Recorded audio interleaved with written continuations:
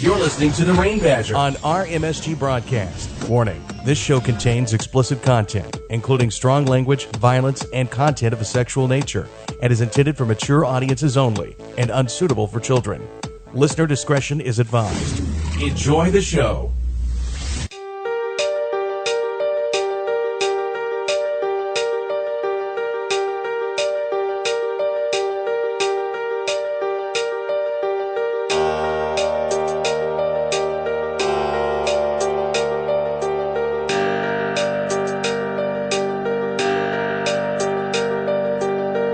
She was beautiful, she was wonderful, and I was bending over backwards looking oh so pitiful.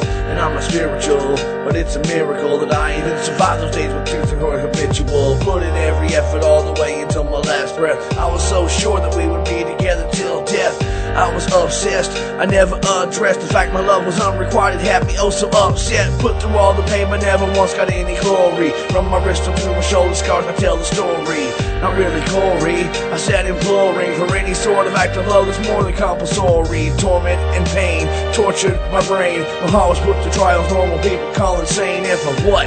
Another broken heart that's left to crumble. Doctor, come on in and tell them how your heart tumbled. She's tormenting me. Every time they kiss, it's like a razor to my wrist. My heart's agony.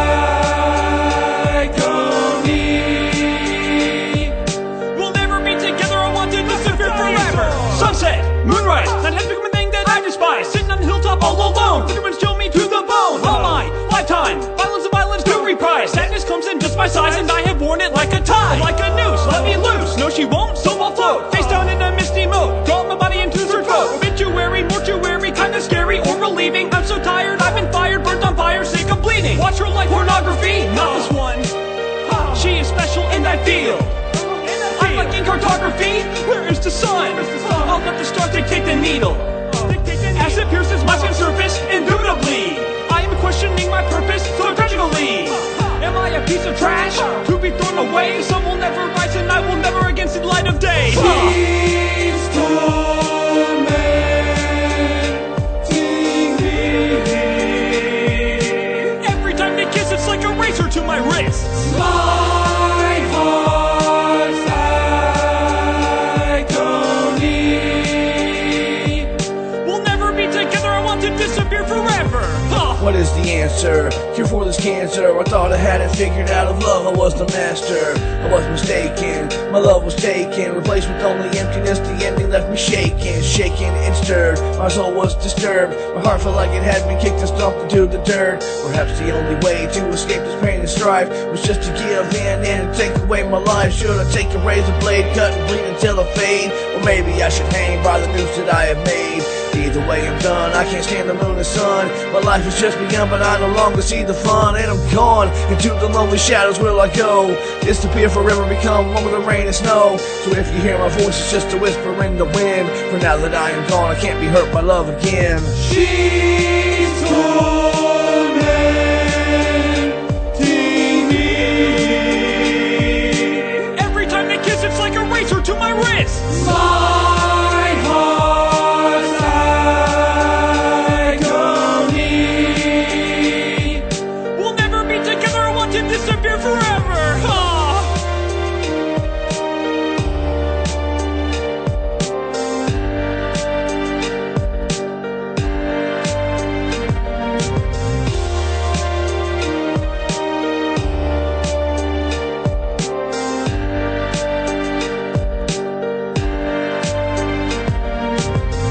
What's up, guys? Rayne Badger here with you Friday night. You know how it is. You're listening to our MSG broadcast, brought to you by our underground radio systems, also Renegade Studios and Midnight Storm Gaming. Tonight, I actually have a very special guest with me. It is actually going to be Bludstaind.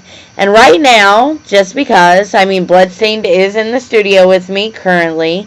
However, I'm going to play you a couple of Bludstaind songs so that you can get introduced to Bludstaind. Because you may be listening to this and you're like, who's Bludstaind, right? So, let's let you hear. That was Bludstaind featuring Dr. Thaddeus Orr, Disappear Forever. This next one, they are both off of EVP, which is Evil Voice Productions, and this is Take Me Away. This is Bludstaind featuring Heatheness, right here on our MSG broadcast. Take me away from here. Take me away. Take me away, away, away from here. Take me away from here. Take me away. Take me away, away, away from here. This is Cinema Beats production. Natalie was only 5 when her mother was violently ripped out of her life. She was the only one who survived the deadly head-on collision with a cut above her eye and a little blurry vision. The scene too gruesome for a description. Heartbroken and grief-stricken, her father carried her from the hospital. His pain impossible to hide, but in time make it worse, and he'd curse her resistance. He became a raging alcoholic and abusive and sadistic, breaking skin and even breaking bone. Oh, Natalie, sweet Natalie, broken and battered with a busted lip and a swollen eye. Every night she confide in her diary, and admiring and imagining a better time when her mom was still alive. She grabs a pen and writes inside a pleading note that won't be read until it's all too late. And she prays. Take me away from here. Take me away. Take me away, away, away from here. Take me away from here. Take me away. Take me away, away, away from here. This is Cinema Beats production. She was always different from the other girls in class. No one could ever place it, so they simply let it pass. Sure, she dressed a little bit girlier than the rest, and always after PE she would never undress. What was she hiding under there? What was her secret? Was it really so shameful she had to keep it? Nobody ever questioned anything about Christine, why she always came to school in little dresses so pristine. Little did they know that she wasn't what they thought. Her feminine wiles were instinct they were taught.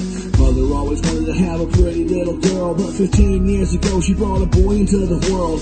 No one ever knew Christine's torment and pain, not to mention that they never even knew her real name. And so as she stood atop the roof ready to fall, she sang with tearful eyes and the song became a call. She sang, Take me away from here. Take me away. Take me away, away, away from here. Take me away from here. Take me away. Take me away, away, away from here. This is Cinema Beats production. I'll be everything you want. I'll be everything you need. I'll be everything, everything, everything for you. I'll be everything you want. I'll be everything you need. I'll be everything, everything, everything for you. Tomorrow's production available in today's market. Upgrade your sounds today and start making hits.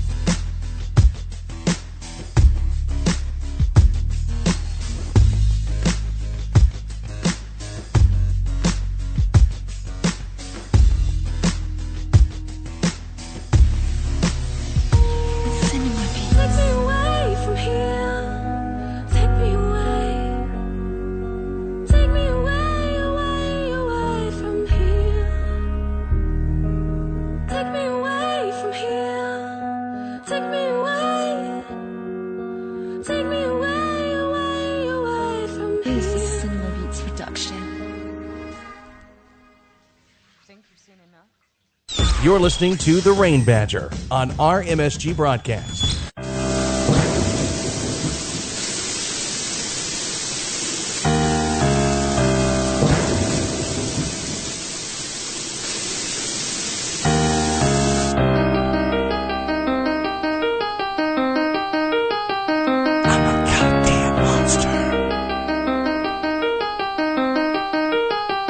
I'm a goddamn monster, monster, monster, monster.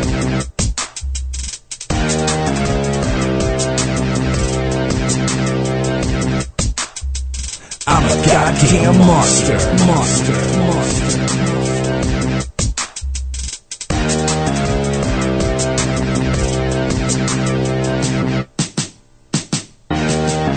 Into the mind of a sick psychotic killer, a sadistic fucking freak show, demented blood spiller.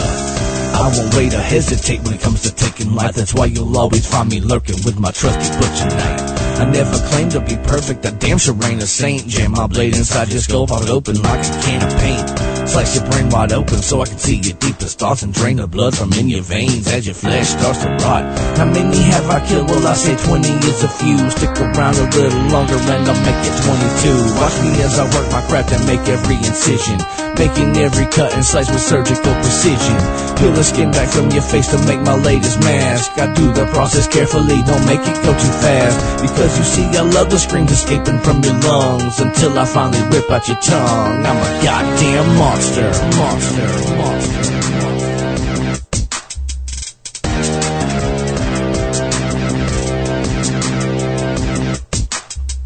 I'm a goddamn monster, monster, monster.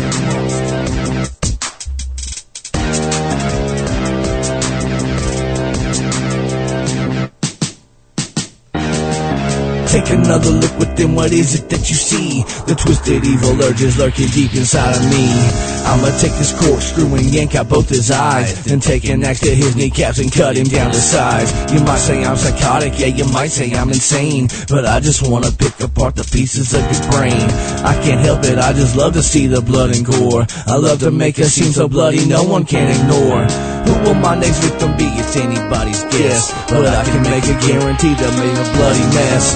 Leave their body mangled up and cut up into shreds, cut off their dome and add it to my collection of heads. Nobody's safe from my sick ways, not even in your home, because I'm always taking lives wherever I may roam.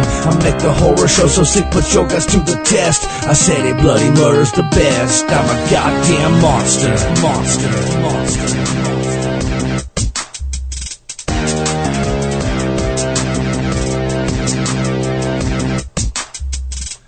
Goddamn monster, monster, monster.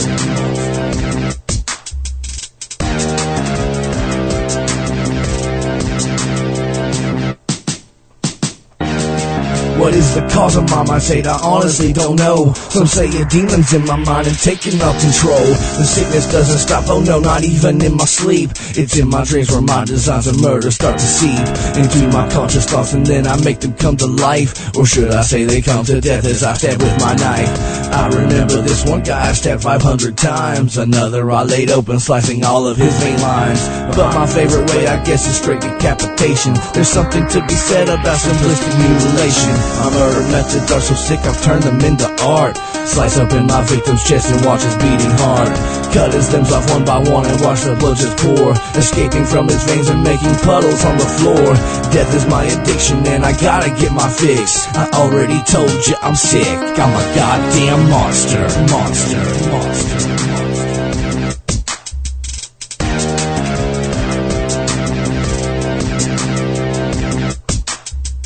I'm a goddamn monster, monster, monster.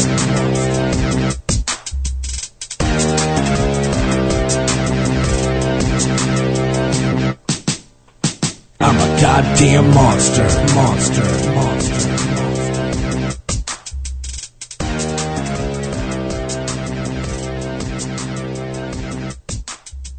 I'm a goddamn monster, monster, monster.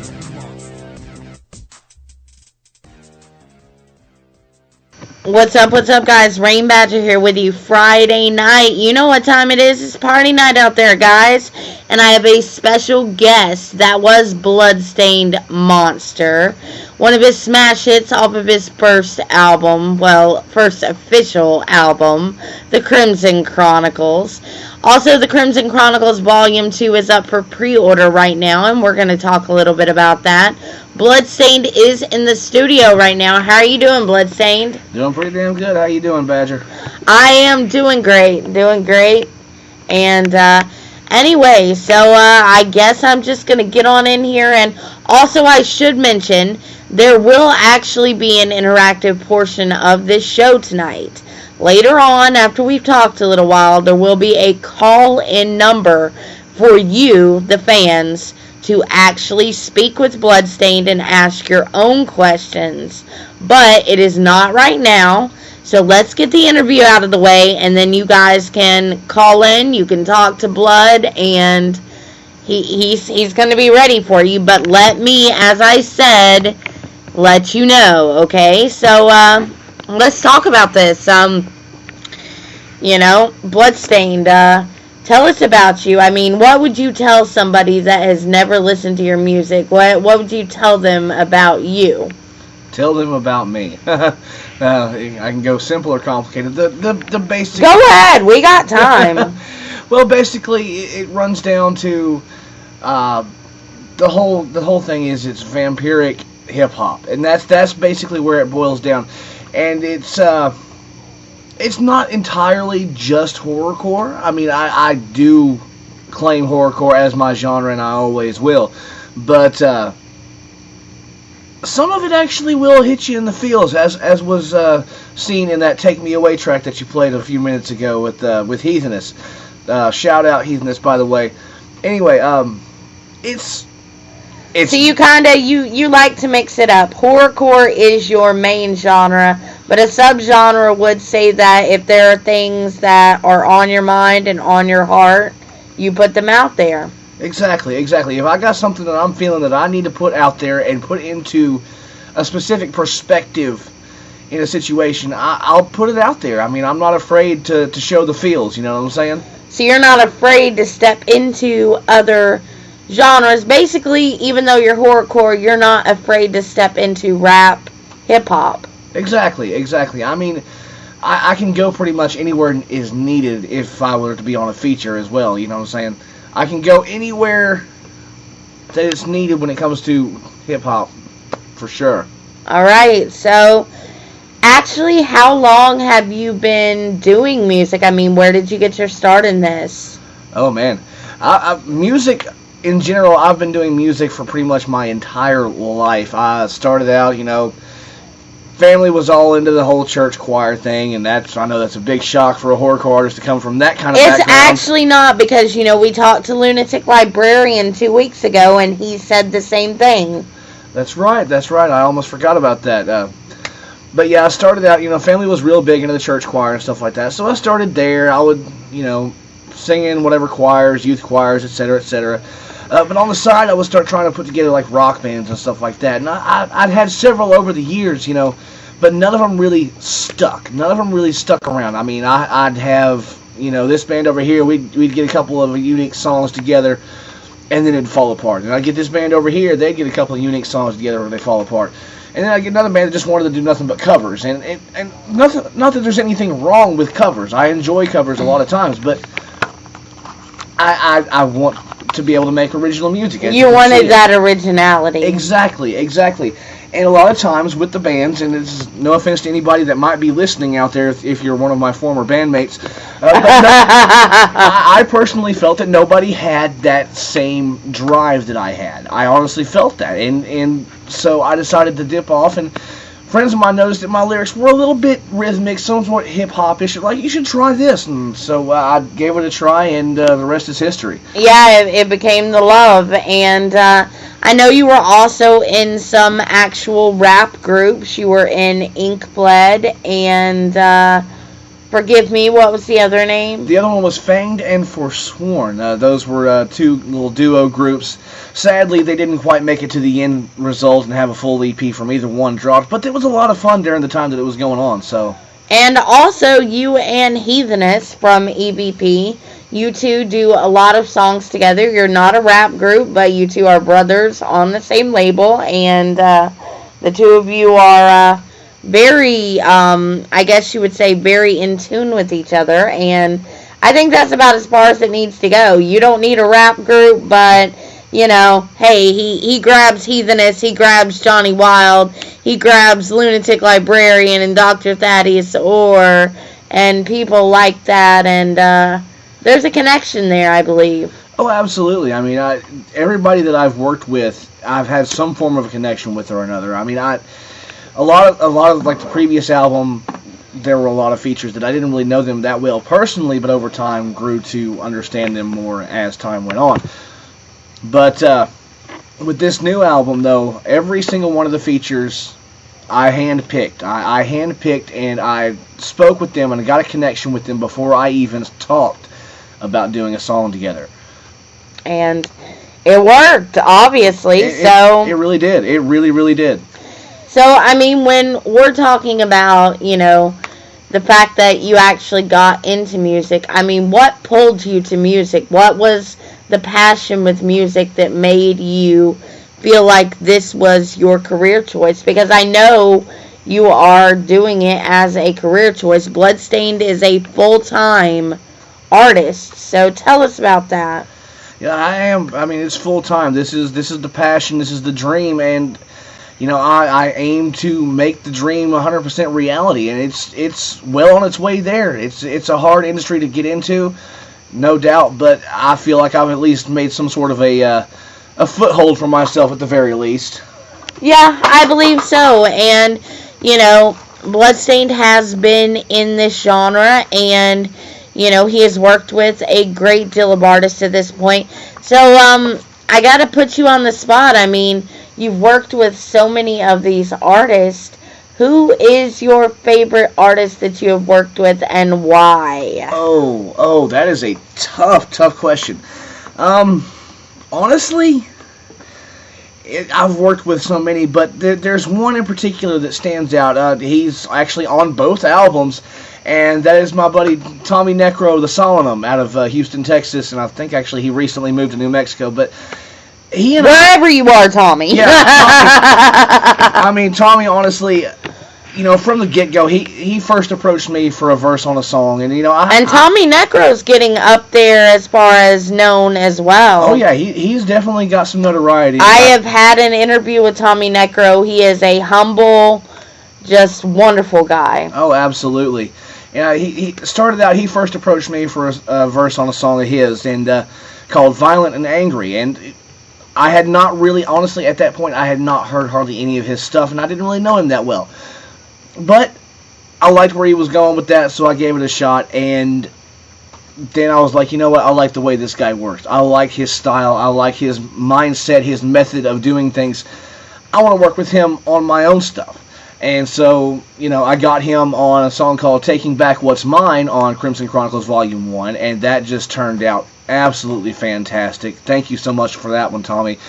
And he's also on the track on the upcoming album. So is he the only repeat on both albums? I'm not sure. Actually, yes. He's the only person that, in regards to both albums, he has been on both albums, and he's the only person to make it onto both.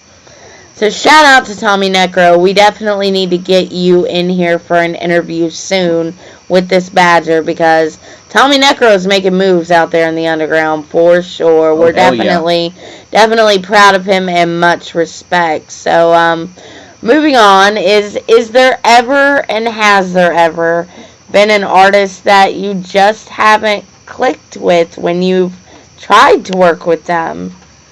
Well, honestly, when it comes to the stuff that I put out, me personally, anybody that I choose to work with, I have massive respect for and find a connection there. There have been a few that have asked me for features, most of which have gone pretty well, but there were a couple, I will not name names simply because I don't want to put them on blast. Professionalism, I understand. But there were a couple I really honestly feel like they did not go well at all. It honestly, they were pretty much train wrecks. And I believe those were some in the first. Yes, those were early. Those were early on, yes. Yeah. And early on, I imagine you're trying to get your name out there as much as possible. I understand also you actually tried to get onto the Gathering this year, and it did not work out. What are your hopes for next year? Are you hoping to play the Gathering next year? I would absolutely love to play the Gathering. I would love to play Gorefest out in Colorado as well. If I can manage that, that would be awesome. I would love to play. Y'all hear that? Get in touch with Scum.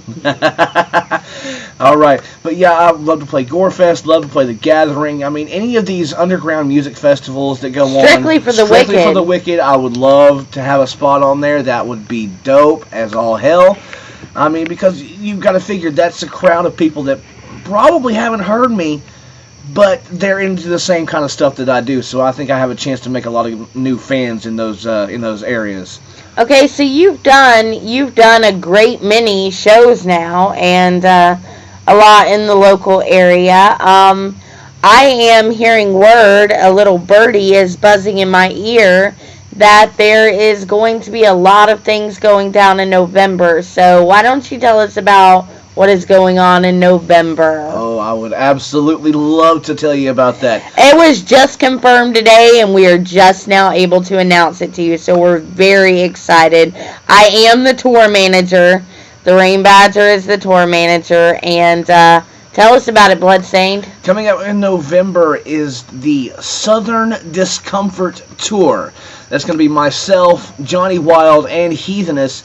We're going to be trying to make this a mostly East Coast kind of tour. But if you're in the Midwest and you really want us, we'll get out there. Absolutely, absolutely. Hit up myself or the Badger for information on how to book this tour, and we'll hook you up. I mean, this is probably one of the cheapest tour packages you'll find this season. We want to get out there. We want them to see a new crowd, and for booking inquiries, actually contact me. It is Rayne, RAYNE, BSE at gmail.com. RayneBSE at gmail.com, and contact Bludstaind or contact myself. We will get you a deal, and we will get these guys out there. Obviously, it's going to be amazing. And this is your first tour. Oh, absolutely. How are you feeling about this? I am so excited. There are no words for the excitement level that I have here tonight. And to go on tour with your brothers. Exactly. I know you view Heatheness and Johnny Wild as brothers. So how is that going to be to go on the road with your brothers? That's going to be absolutely amazing. I know every show is going to be awesome, whether there's 2 people there or 200 people there. We will rock that stage, no doubt. I feel like it's going to be a lot of fun. So again, if you're interested in booking the Southern Discomfort Tour, get in touch with me, RayneBSE at gmail.com. Like I said, we're mainly trying to keep it in the South, but if you're in the Midwest, we'll still cut you a deal and we'll still get you out there. Can't do West Coast. We're looking hopefully next year for that. Might have a second leg. You never know. You never know. It depends on how well it goes. So if you want Bludstaind, if you want Johnny Wild, you want Heatheness in your area, get in touch with us and we'll make it happen. We will do our best to make it happen. Damn straight. So first tour, that's some big stuff. Oh yeah, it's a major step, and it is a huge step, because this brings all of us out of our local little, performing areas, our stomping grounds, so to speak, where we're known and we're comfortable. This is going to put all of us outside of our comfort zone, but it's also going to put us in front of new crowds that will get to hear our stuff, possibly even for the first time. Yeah. And that's an amazing feeling, and like I said, you're going to be on the tour with brothers, and that you can't ask for a better situation. Exactly. And shout out to Johnny Wild, shout out to Heatheness. Those two are amazing. We consider them family members.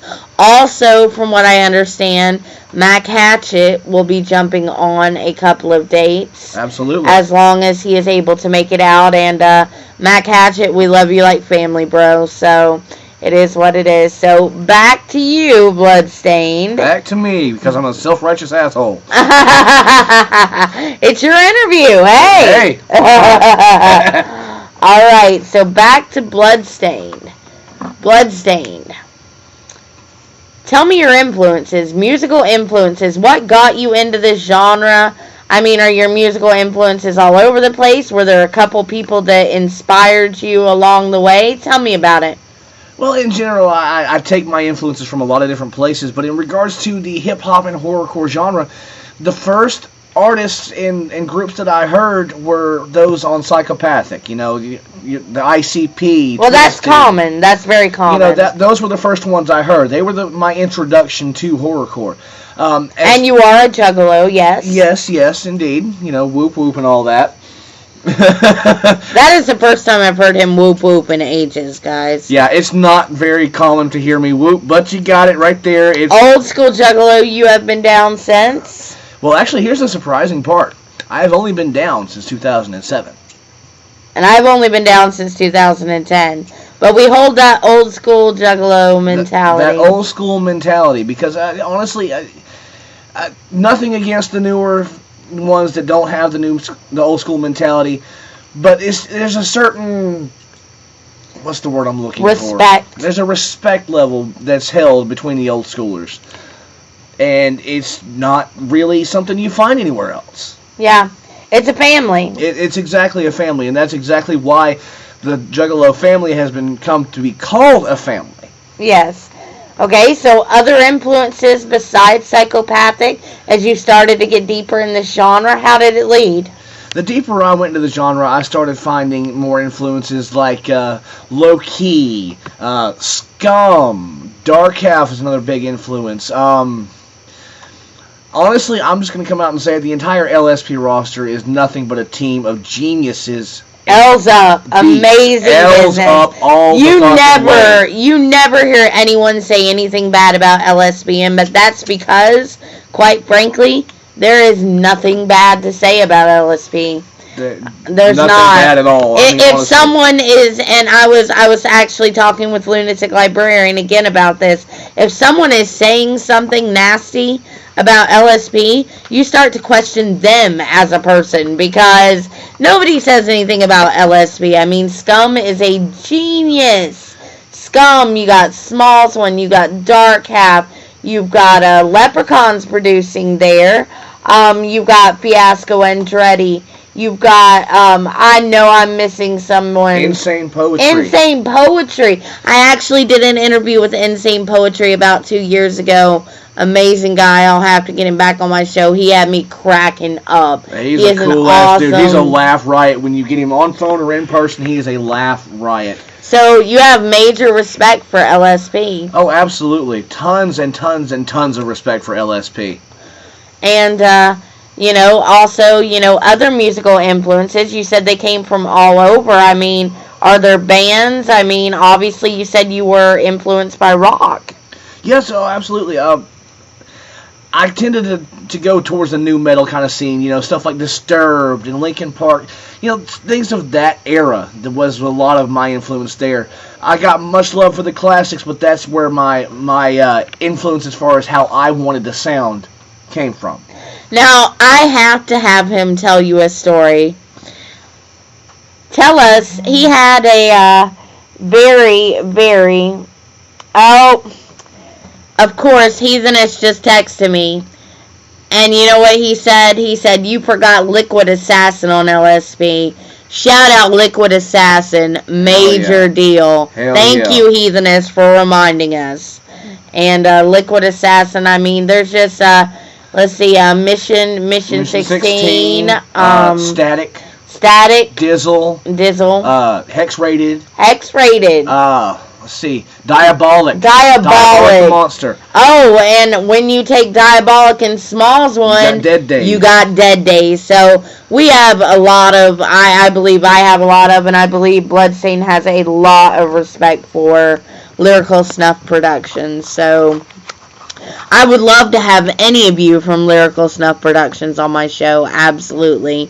I would love to chop it up with you guys. So get in touch with this Badger, alright? But anyway, so new metal. But I want you to tell this story because I think the listeners will be very amused. So tell us about your very Christian grandparents and how you had to listen to your music. Oh, this is a classic. Okay, so yeah, my grandparents, they were the ones that raised me. Very, very, very Christian household. And, as I got older, I obviously got into more what's called secular music, I guess you could say. Stuff like Eminem, Limp Bizkit, Papa Roach, etc., etc. And so, I wasn't technically supposed to be listening to these bands. So what I would do is I would go, and I'd go to the nearest Christian bookstore. I'd buy a few of whatever, it didn't really matter what what I grabbed because it. What looked good to the grandparents? Exactly. And then I would go, when they weren't looking, I'd go to like FYE, Media Play, Best Buy, stuff like that, and I would go and I would get the explicit, albums from these guys, the guys that I actually was listening to. I'd toss the Christian CDs away, and I put the CDs that I actually listened to into the Christian cases, and they never actually once at that point even dared to look in the case. They just figured, oh, he's listening to good Christian music. And so, yeah, that's how I got away with a lot of my satanic devil-worshipping music back in the day. So, speaking of satanic devil-worshipping music, do you feel comfortable talking religion? Religion to me... a lot of people, and I've noticed this, they believe that you are satanic. And would you like to correct that? Even someone made a Religion of Bludstaind page on Facebook. Go look, it's seriously there. Bludstaind, are you a Satanist? No, actually, I am not. I honestly, I don't really adhere to any real particular religion. If anything, you could say I'm agnostic. I do believe that there is a divine power out there, a divine source of some sort, but I don't really particularly give it a particular name. You know what I'm saying? It has no name. It's just out there. It's kind of like, okay, here's how I look at it. Everybody knows a disco ball. Yeah. It's out there, it's big, it's round, it's got all these little bitty mirrors on it, right? Well, say that this divine being is like a disco ball. It's got all these little faces on it. Uh-huh. Encompasses all religions, really. Right? But it's all... who is to say that God is not Buddha, is not Allah, is not the pagan hype, all of these things, Okay, so... obviously, you are not a Satanist. Okay, so I want to know something, Bludstaind. All right. What is the very first concert you attended as a fan? Christian or non? Let's go with non, considering our audience. Right. All right. Well, the very first non-Christian, devil-worshipping concert that I attended... damn devil worshippers. Believe it or not, was actually Run DMC. And tell us about you and Run DMC. It was fantastic. I got to see them. This was before that Jam Master Jay passed away. Rest in peace, Jam Master Jay. So I got to see the three of them in concert, and it was phenomenal. I wasn't a huge hip hop head at the time, but I had respect for the genre, and I enjoyed a good bit of it. And you got to see a piece of history since he passed away, unfortunately. Exactly. And wow. That was just absolutely, it was amazing. It was just a little hole-in-the-wall club, but it was still, how often do you get to see legends like that? Exactly. It's just, I actually forced him to go see Stone Temple Pilots not too long ago, and I'll let him tell you about that and why he went. Well, honestly, that was at the local music festival here. A lot of you may have heard of it, called Riverbend. In Chattanooga, Tennessee. And Stone Temple Pilots were... It's like mini Bonnaroo. Essentially, yeah. It goes for about 8 days, and they got, different acts coming in from, around the country and whatnot. But Stone Temple Pilots were set to headline on the last night. And... My thing with Riverbend, and it has always been with Riverbend since I became an adult and gone there and seen how it is the crowds can be stifling, and absolutely stifling. And that was my main, I don't want to go because of that kind of thing.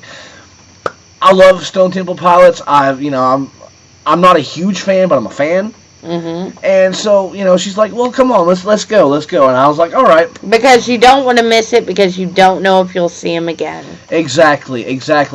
And, we didn't have the original vocalist, but we had Chester Bennington. Chester Bennington from Linkin Park was their vocalist, and by God, he did a hell of a job. He's a hell of a showman, and he did a hell of a job. So, thoroughly enjoyed that concert. And the crowd was not as bad as I thought it was going to be. So, winning on both sides. Awesome. So, when we're talking about upcoming shows, I know you cannot obviously divulge the August 22nd show, but tell us about it. August 22nd, there's going to be a very big show down in Atlanta at the Masquerade. Any Atlanta underground heads know where the Masquerade is. It is the, number one underground venue out there. And it's going to be a huge show.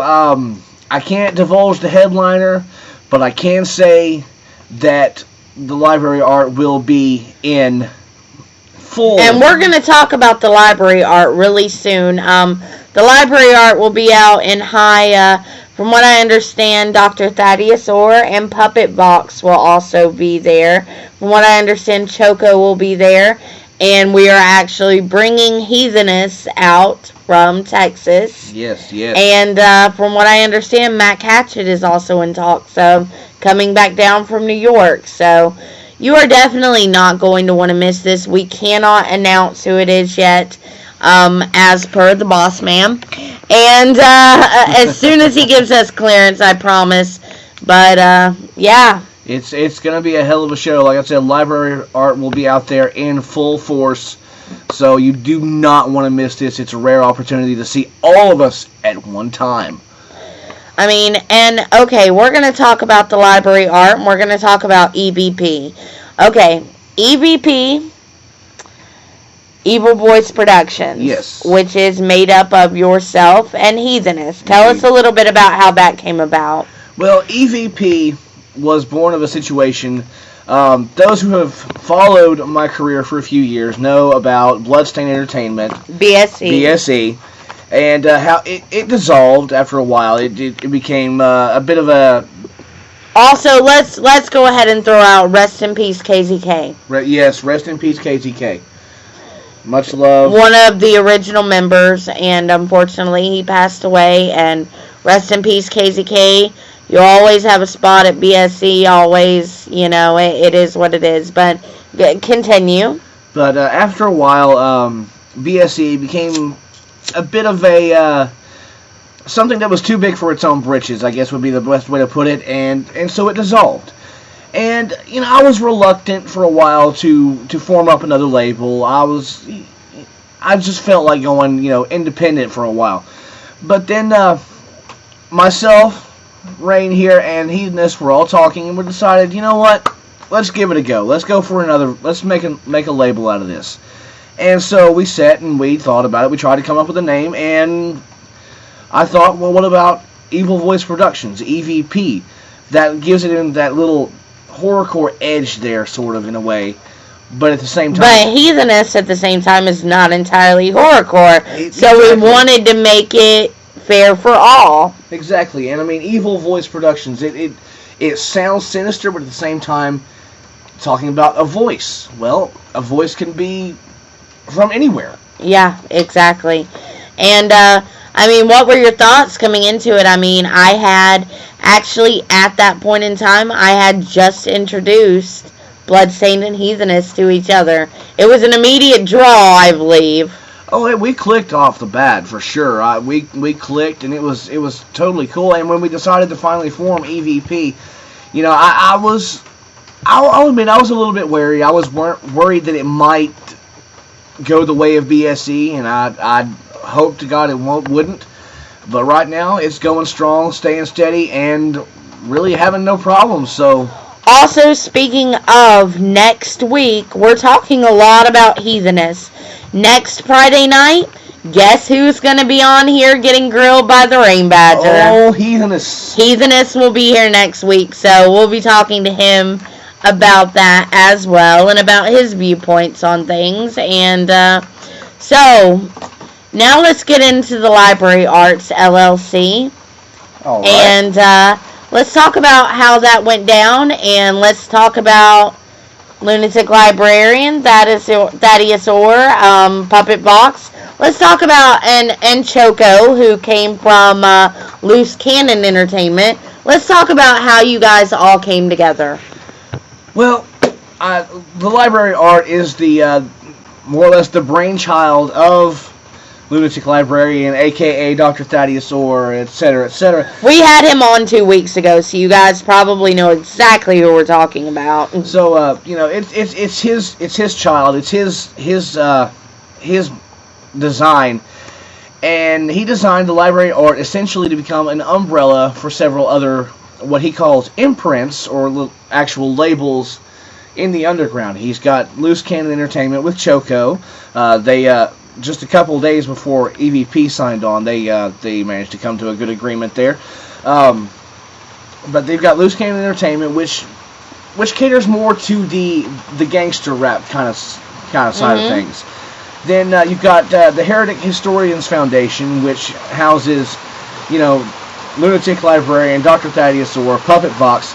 And it's intended more for stuff that's not quite on the norm, I guess you could say. I mean, I guess you would say, and if any of you heard the interview with Lunatic Librarian 2 weeks ago, you would understand he is an entire individual. He does something that no one else in the rap game is doing. Oh, absolutely. He's a genius. I'll just go ahead and say it. He is a musical and lyrical genius.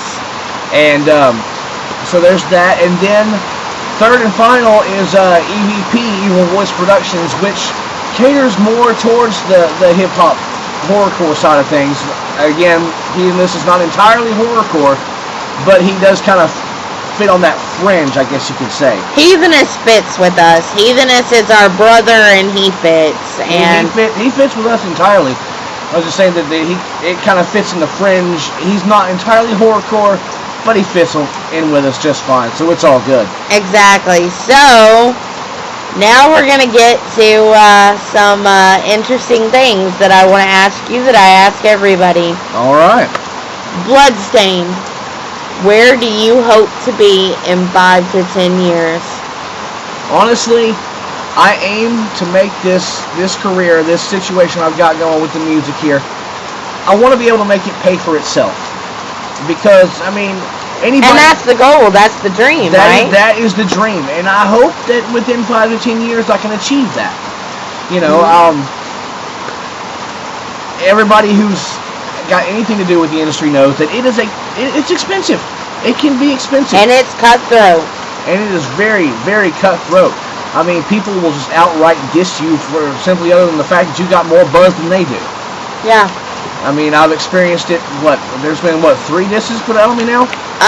We have actually collectively, there are disses on both of us, and I am not even a rapper.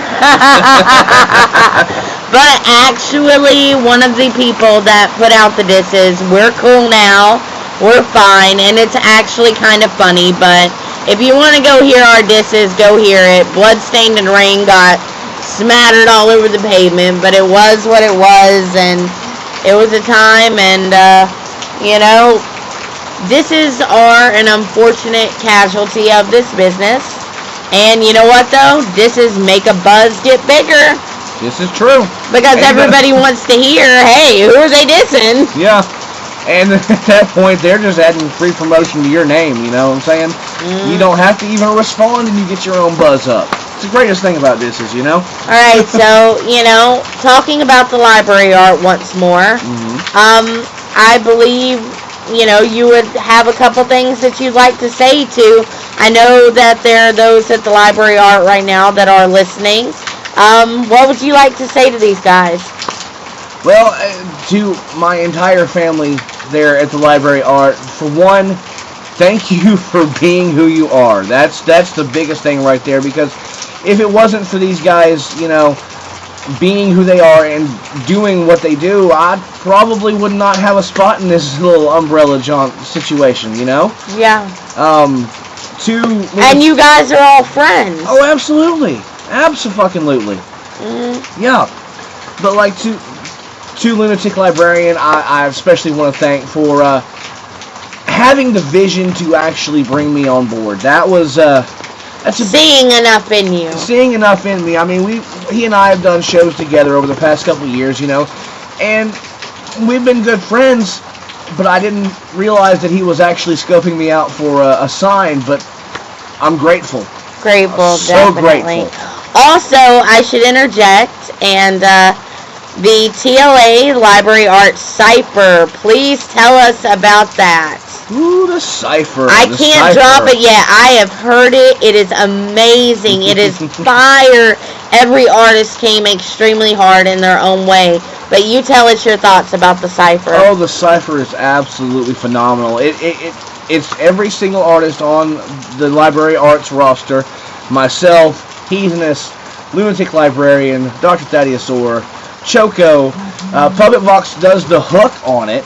And then we also have a special guest feature out of the Atlanta area known as Infamous C.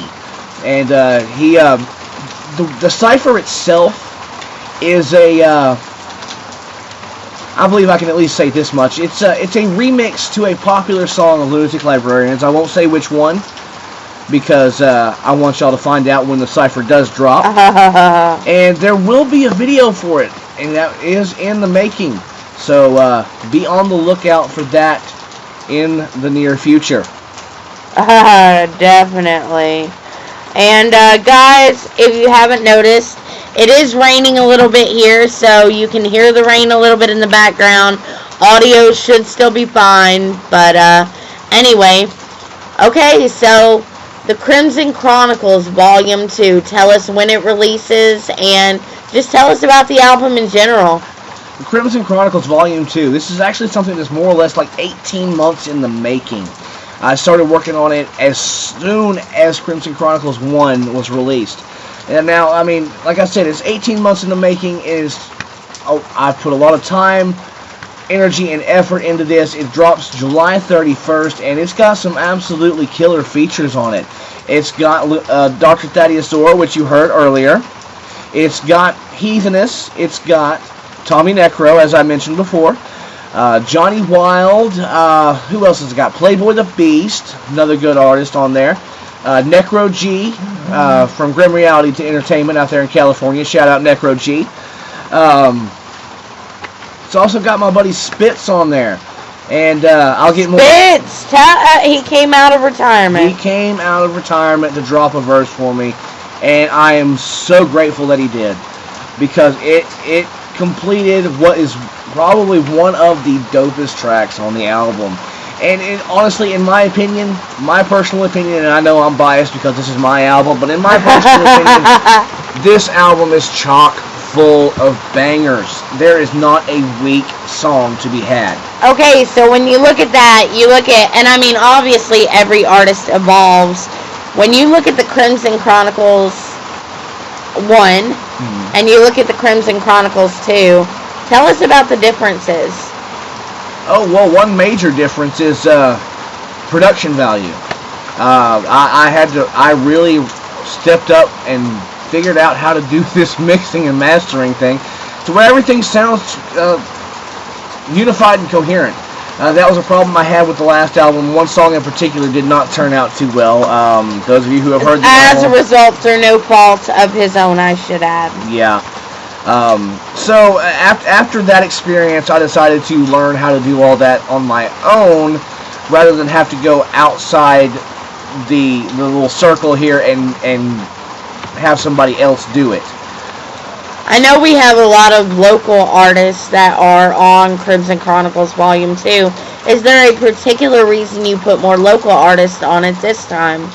Well, the reason I went with more local artists and artists that are actually personal friends of mine is well, there's that trust. There's that trust factor. I mean, these people you know, you've seen, you've worked with, all this kind of stuff, that you've had these experiences with these people and you know that they're not going to let you down. You know, in the process of making Crimson Chronicles 1, there were several letdowns, you know, several people that... let's just say it, Jimmy Don flaked on a feature. He took the money and he ran, and a lot of you guys know that Jimmy Don did that to a lot of people. I'm not saying anything. I know that at the time there was apparently, and I am saying apparently because I do not want to catch a slander lawsuit.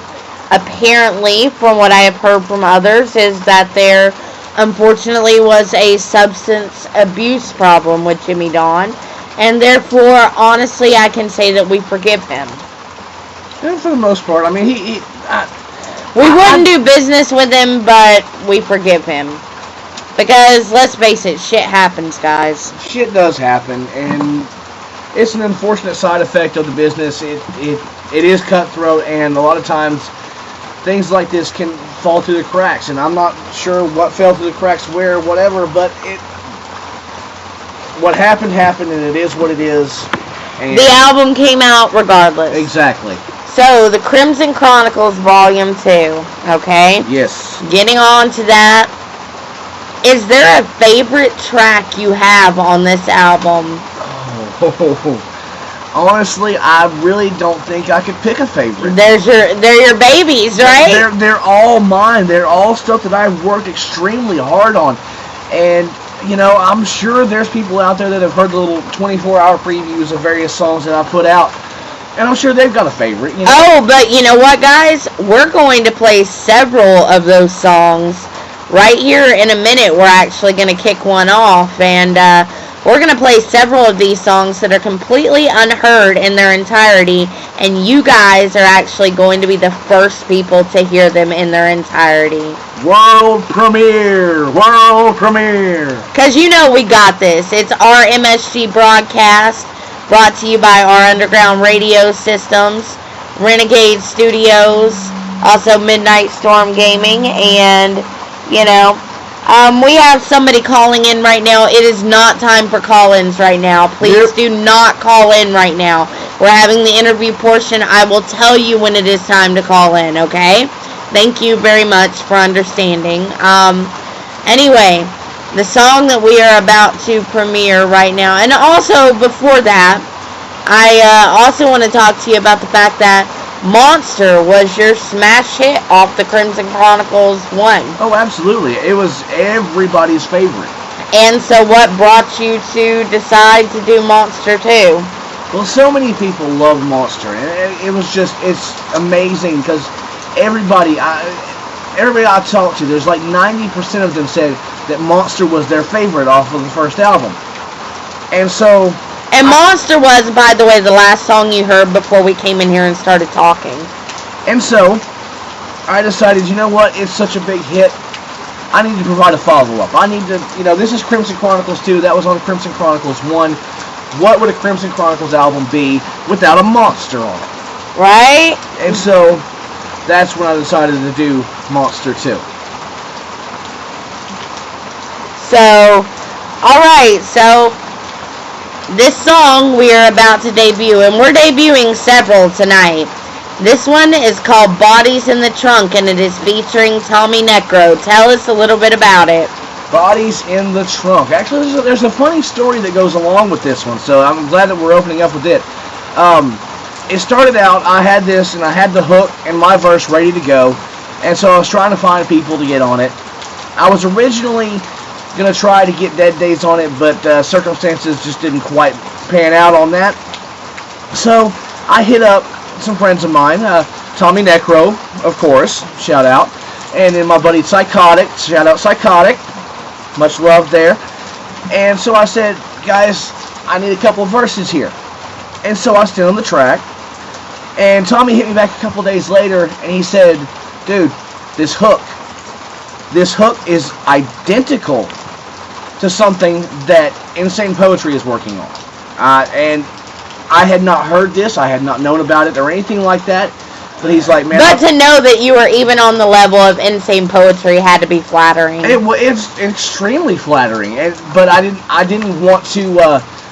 infringe or copy. I didn't want to make it seem like I was biting off of him, and especially considering the fact that the only person on the song that would have heard Insane Poetry's work would have been Tommy Necro, and he would have gotten the blame for it. And I rather than cause a whole debacle with that, you know, he and I came up with an idea to modify it and change it up. And quite frankly, I think it came out even better. You know, I mean, shout out to Insane Poetry. Much love, dude.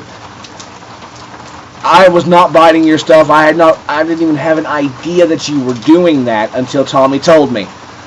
But we switched it up, we changed it up, and the finished product is absolutely phenomenal.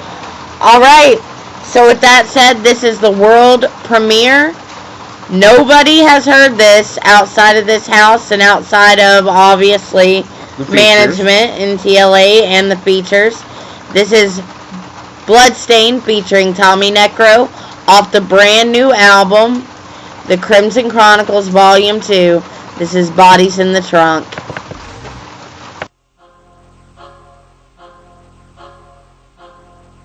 Yeah.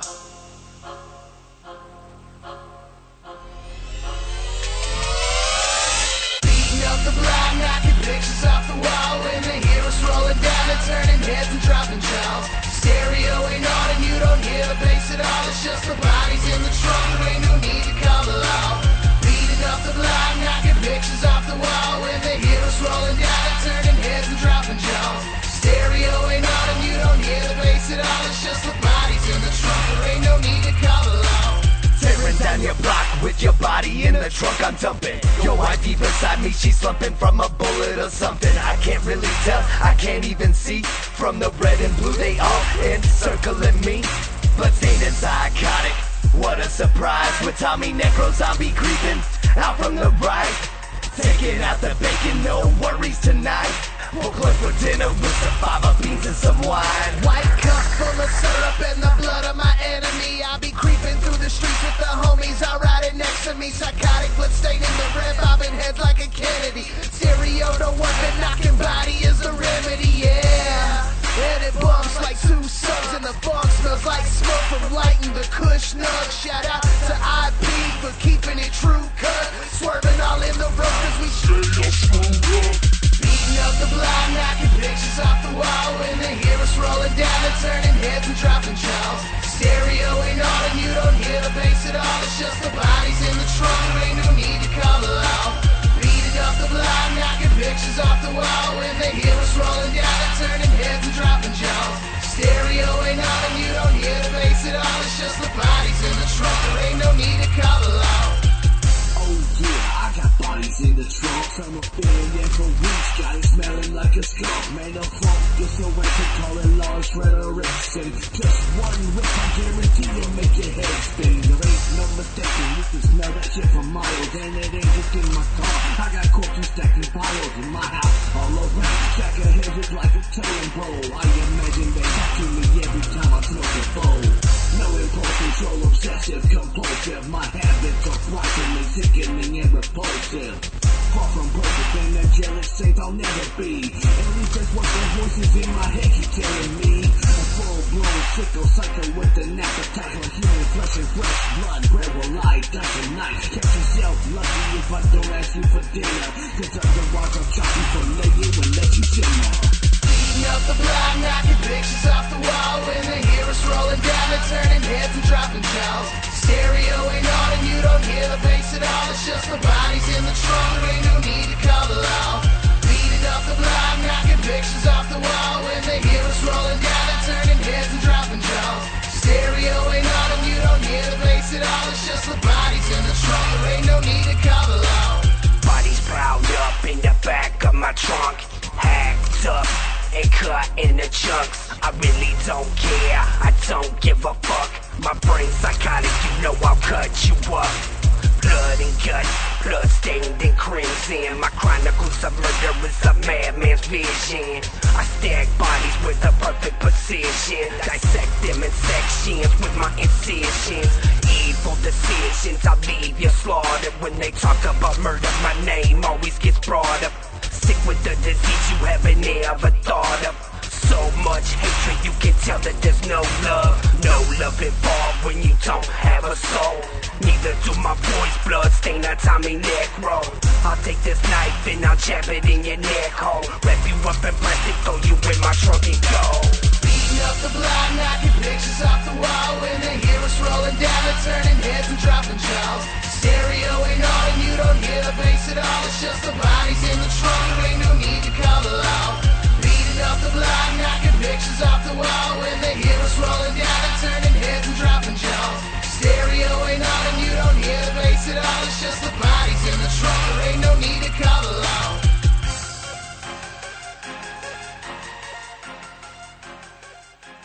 What's up, guys? Rayne Badger here with you Friday night in the studio with Bludstaind. That was Bodies in the Trunk off the brand new album, The Crimson Chronicles Volume 2. That was, as I said, Bodies in the Trunk featuring Tommy Necro, Psychotic, and Low Key Gun. A bunch of amazing guys. I have, like I said, I've had Tommy Necro on for an interview. I've had Psychotic on for an interview. Respectful, humble guys making moves in this underground scene, no doubt. Absolutely. Absolutely. So shout out to them and all that good stuff. Anyway, moving on, Bludstaind, because you know we got to grill ya. We got the phone charging right now so that we can get those call-ins here in a little bit. But anyway, speaking of, you know, we were speaking earlier about your first show that you did in Birmingham, Alabama. And it was a big one. It was the Low Key Loves You tour. Oh, yeah. And how was that? How were your nerves? I mean, doing a show in front of Low Key. I mean, honestly, he's the king of horrorcore. Right. Low Key. I mean, shout out Low Key, because he is amazing artist and an amazing dude on top of it. I mean, it's just crazy. So humble, so friendly. Absolutely. But it was big. I mean, my first show, and so my nerves were pretty high up there. Thankfully, some people had a little bit of smoke there with them, so I was able to calm those nerves beforehand, before I jumped up there and did my thing. But it was a massive situation there. And definitely, it was a great night. It was a great night because we met a bunch of family and we finally felt accepted, because I'm sorry, we live in Jasper, Tennessee. And Bludstaind, tell them about Jasper, Tennessee. I mean, it is the epitome of a southern country town. I mean, there's really no other way to put it. We've got piercings, we've got tattoos. He's a horrorcore artist. I'm a radio show host and a promoter in the underground. You can understand we're not exactly accepted here. We are not exactly the norm here. I mean, honestly, if you've seen any kind of scenes from, movies where they display the South, shit like fried green tomatoes and all it's that. It's not that bad, but it's pretty close. It's pretty close. I mean, honestly, I would be lying if I said that it was, this fantastic suburban, urban neighborhood thing. But the part far from it. But I will say the part I love about it though is it is quiet, and so you don't really have to deal with things like shootings and things like that. Well, yeah, exactly. That's the benefit. Now I want to talk to you about something that was a little difficult for you. Okay. Okay. You got into a writing slump, as most artists do, and tell us about that writing slump and tell us how you got out of it. Well, honestly, that was I had a big one last year that lasted for months, and I mean it was pretty horrible. Honestly, the only way I was really able to get out of it was honestly to just keep trying. I really have no other way to explain that particular one. I had another big one back in 2012. That was right after the birth of our daughter. And it was. A lot was going on. A lot was going on, and it was just crazy. But once we actually got everybody back home and everything, I don't know what it was, but a fire lit inside of me, and I wrote the entire little EP that is now only a fan exclusive because it's not available anywhere else. I mean, even Spotify took it down. But if you want that, by the way, if you do want that, I believe Bludstaind will give that to you for free. I can hook you up with the digital for free. I don't have any more physical copies. This is old Bludstaind stuff, and it is very. And I mean, honestly, it definitely showcases It showcases how an artist progresses. Exactly. I mean, honestly, if you look at the progression from that particular EP to like what you just heard just a minute ago, it's worlds apart. It really is. And I mean, obviously, you're not an egotistical person, but you can say that from the first time. And when did you first release your beginning raps? My first beginning on rap, or when I first? Yes. Well, first time I started. Let's talk about Sanguinous. Oh, there it goes. Yeah, he knew I was gonna throw it out there. Oh, Sanguinous. Yes, that was my original rap name, Sanguinous the Blood Fiend, and I'm not even gonna try to spell it at this point. Come on, guys. That's not exactly user friendly or appealing, right? I mean, 4 words in the name doesn't exactly work out, and the initials didn't spell anything worth a damn. So, but Sanguinous, yeah, that was well, the best way to put it is that was when I was in my quote-unquote juggalo rapper days, when it was all about hatchets and stuff like that. And face paint. Yes, I did. I painted my face. And that is no offense to rappers who do. No offense to anybody who does, because... Just do your own thing, guys. Yeah, it's just, it's not for me. You know, it's just like I see guys like Psychotic that paint their face, but they do entirely their own thing, and they're completely original. Absolutely. They're not ripping off the clowns. Absolutely. You know, I mean, if you wear face paint and you're doing your own thing, more power to you. You know, go for it. But, yeah, that was, let me tell you, Sanguinous the Blood Fiend, his face paint was terrible. Yeah, it was basically... I might as well go ahead and describe it. It was like a half and half diagonal across my face. You know, black and white. It wasn't no special design. It was just... It was just ridiculous. Yeah, okay? it was not good. But, Alright, so I want to get into a little bit of your personal life. Okay. Because, you know, people sometimes like to learn the personal life. In your song, which is on the Crimson Chronicles Volume 1, you have a song called My Promise. Yes. Please explain to me how that came about, as far as why you wrote that towards your children and your life experience. Well, I mean, the lyrics in that song basically just kind of pan it out as it is. You know, growing up, like I mentioned before, my grandparents were the ones that raised me, you know. I would see my mom and dad, but it was only like once, maybe twice a year. You know, it really not that frequent, and so it was difficult growing up. You know, not really having actual parents, parental unit. You know, I mean, my grandparents did the best they could, and they were the next best thing, I guess you could say. But it wasn't parents. It wasn't your mom and dad. Exactly, it wasn't mom and dad. It was grandmother and grandfather kind of stuff, you know. And so, you know, after the kids were born. Now let's make it very clear.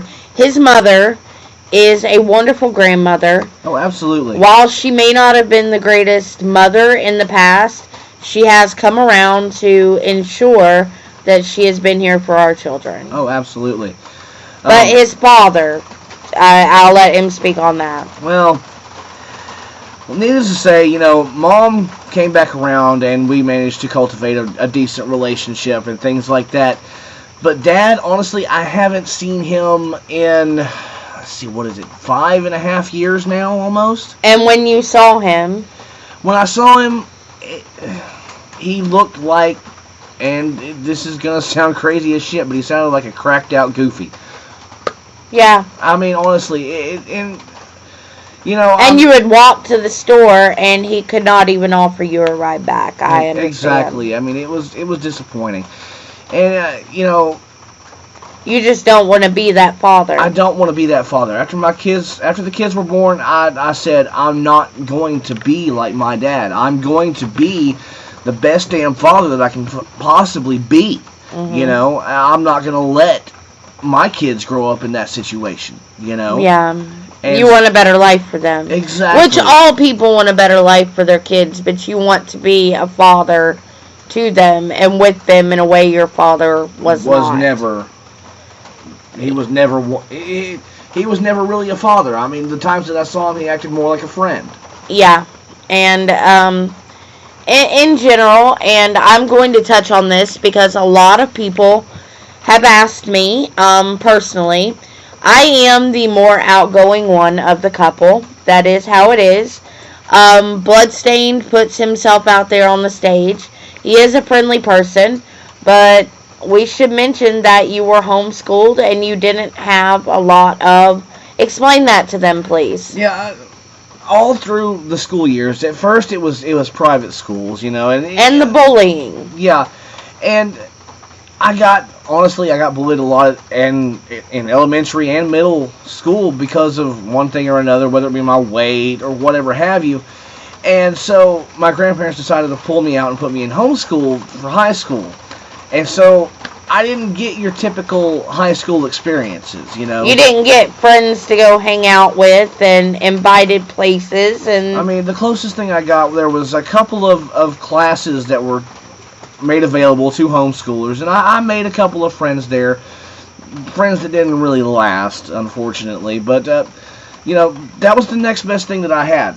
But I did not get your typical high school experience by any means. So if you see Bludstaind out somewhere, come up and start a conversation with him. Am I right? Exactly. Come up and talk to me. I'm not entirely antisocial. I guess the proper word would be asocial. Yes. You know, I can socialize. I typically... enjoys to socialize. He enjoys making new friends. And he absolutely loves talking to his fans. I know that. Oh, absolutely. I mean, I seem very reserved and quiet online. That's because a lot of times I get involved with doing other things with the kids or at home or yada, yada, yada.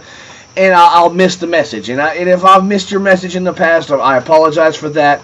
It's not anything personal. It's just, you know, I forget.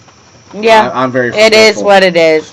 All right, so let's get another song out there. Why don't we? All right. So all right, we have Breakdown Fight Music featuring Heatheness. Yes. Heatheness also is part of the EBP TLA family. Is there anything you would like to say about this song and Heatheness in general? Well, Heatheness #1 is an absolutely cool cat. I love this dude to death. He's like a fucking brother to me.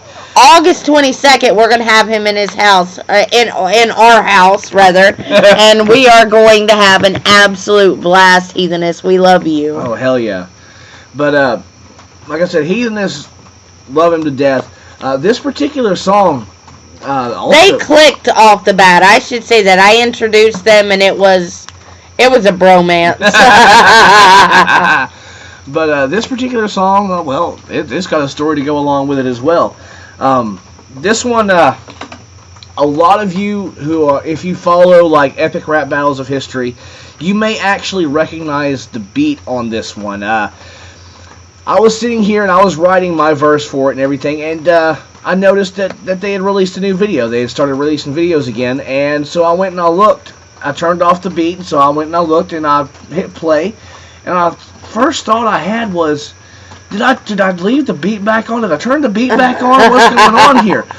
And I checked. No, my beat wasn't running. And sure enough, I figured it out. They had the exact same beat. I'm hoping that they just leased it and it's not exclusive. But either way, this is a bomb-ass track, and it's absolutely phenomenal. This is the one my buddy Spitz came out of retirement for, and because. Yeah, with Heatheness and Spitz. Yeah. He came out of retirement for this one, and I am so glad that he did, because this is one that I actually... Shout out to Spitz, a true professional. True professional, true businessman, and I appreciate like hell him coming on and doing this for me. But like I said, that's pretty much the story on this one. And the song is pretty self-explanatory. Fight music. I mean, there is really no other way to explain the song. So, I mean, that's pretty much it. All right. So, first time debut. You are the only people, you guys tuned in, that are hearing this off the Crimson Chronicles Volume 2. This is Breakdown Fight Music featuring Heatheness and Spitz, our MSG broadcast.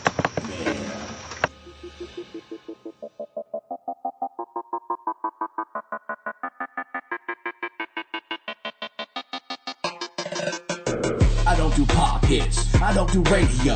I make that sound to get you pumped and acting crazy, yo. I start a riot in the middle of a mosh pit. Instigate a brawl, creating chaos with a lost fist. Cause I'm a boss, bitch, I'm always trying to start shit. Strike a fucking match, cause this fire's finna spark quick. Blazing inferno, heating up the street from underground. Stomp so hard the earth shake from the thunder sound. Rah!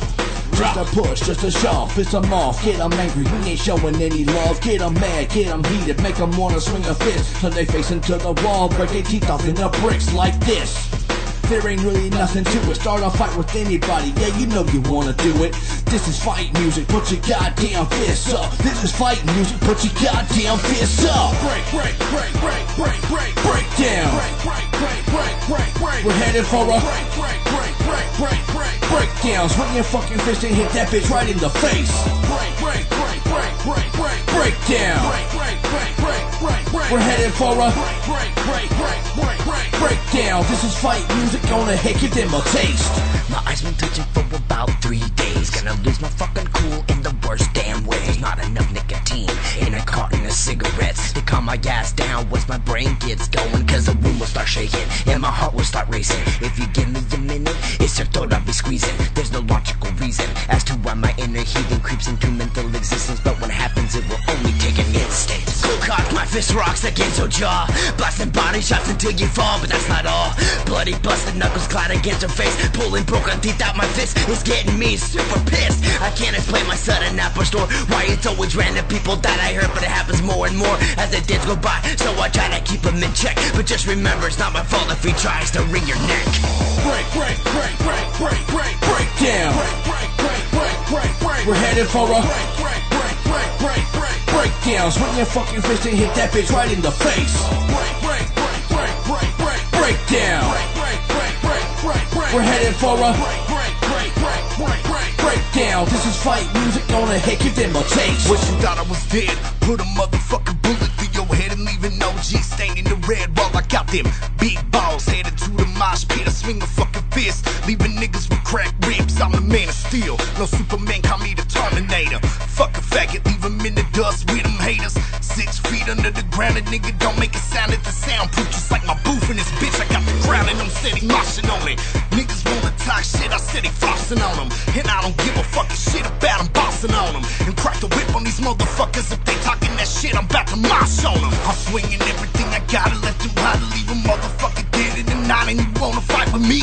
We about to get it, nigga, put them dukes up and show a motherfucker like me who the boss in this bitch blood. Break, break, break, break, break, break, break down. Break, break, break, break, break, break. We're headed for a break, break, break, break, break, break. Breakdown, swing your fucking fist and hit that bitch right in the face.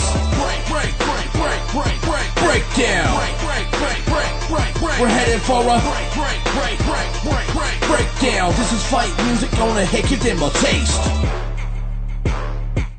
This show contains explicit content, including strong language, violence, and content of a sexual nature, and is intended for mature audiences only and unsuitable for children. Listener discretion is advised. What's up, guys? Rayne Badger here with you Friday night in the studio with the one and only Bludstaind. One and only. One and only from EBPTLA, which, if you don't know, Evil Voice Productions and the Library Arts LLC. So, that was Fight Music featuring Heatheness and also Spitz, who came out of retirement to actually do the song. So much respect for him. Mad respect to Spitz on that one, for real. Definitely. Okay, so I'm going to ask you the $1 million question that I ask everybody. Alright. Alright. So you ready? Let's do it. Alright. So say Strange Music tried to sign you. Say Psychopathic Records tried to sign you. Is it loyalty or is it money? Would you go mainstream if you had the opportunity? Psychopathic and Strange, no. Honestly, no. But mainstream in general, you get what I'm saying. No, I mean, honestly, no, because, honestly, there is no room in mainstream music for the type of stuff that I do. And I would not change myself in order to make that. I mean, yes, the money would be phenomenal, I'm sure. You know, but even then, the music industry these days, you know, you see people that are going on nationwide, even global tours. and they're making maybe 50 grand a year, maybe, because they have to stay on the road constantly, and I don't want that life. Yeah, I'll go on tour here and there, but I want some time at home, damn it. Yeah, right, with the kids. Exactly, you know? I mean, you don't want the kids to grow up alone. Exactly. So, in general, you're loyal. EVP TLA. That's where it's staying. The only label that I would maybe jump to, and this is far-fetched because I don't see it happening because they've already got a roster of beasts, and that's LSP. And talking in general about TLA and about EVP, if you blew up out of somewhere, are you pulling your brothers up? Oh, fuck yeah. Right? I'm taking them with me. You come up with me, you're coming with me the whole way. It's like they say, I only eat with those that I starved with. And I only ride or run with those that I walked with. Right? And that's how it is, guys. I mean, and that's some major loyalty and major, you know. Okay, so when working on the Crimson Chronicles Volume 2, did you have a different mindset? Honestly, obviously, besides the progression as an artist, what was the difference between the two albums that stands out the most to you? Well, to me, the first time around, I'll be honest, near the end, it was a little bit rushed. Yeah. And I felt really, really rushed to get the last few stuff done before, release. And shout out to Heatheness and Spitz for pulling that off, and Johnny Wild also. Oh, absolutely. Shout out to those guys because they made... You made it happen, guys. Made it happen. But in the first album, yeah, I felt rushed because I had a lot of stuff that I was trying to get done in a limited amount of time. I set a release date that probably was not the best release date it could have had. But and in that process, I locked myself into well, you live and you learn. Exactly. I locked myself into a time frame that wasn't exactly feasible. But live and you learn, and so I gave myself more space this time. I gave myself more time to get it done and not have to freak out over what's this going to do, what's that going to do, when is this getting done, etc., etc. Because, quite frankly, that last-minute stress is a killer. Mm-hmm. It is a killer. It will absolutely wear you to the bone. And I'm sure other artists that may be listening also, understand that and understand that, it's a difficult process. So, tell me, okay, this is actually Bloodstain's first solo interview ever. Exactly, yes it is. He did one at another station that we will not disclose because they are since gone. Mm-hmm. With his former partner, which was Headsick. Headsick, yeah. That was for Fanged and Forsworn, yeah. Yeah, and this is Bloodstain's first official interview. So when I give the cue to call in, I want y'all to give him hell, okay? And we know you guys are going to be calling in, but I want to talk a little bit more about the tour. Okay. Tour is happening in November. It is the Southern Discomfort Tour.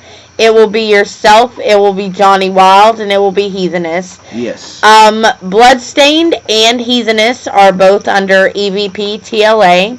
I am Johnny Wild's manager, and I am extremely happy that he chose me to be his manager because Johnny Wild's going places. Oh yeah, making moves like a motherfucker. Yeah, Johnny Wild is getting places. Shout out Johnny Wild, we love you.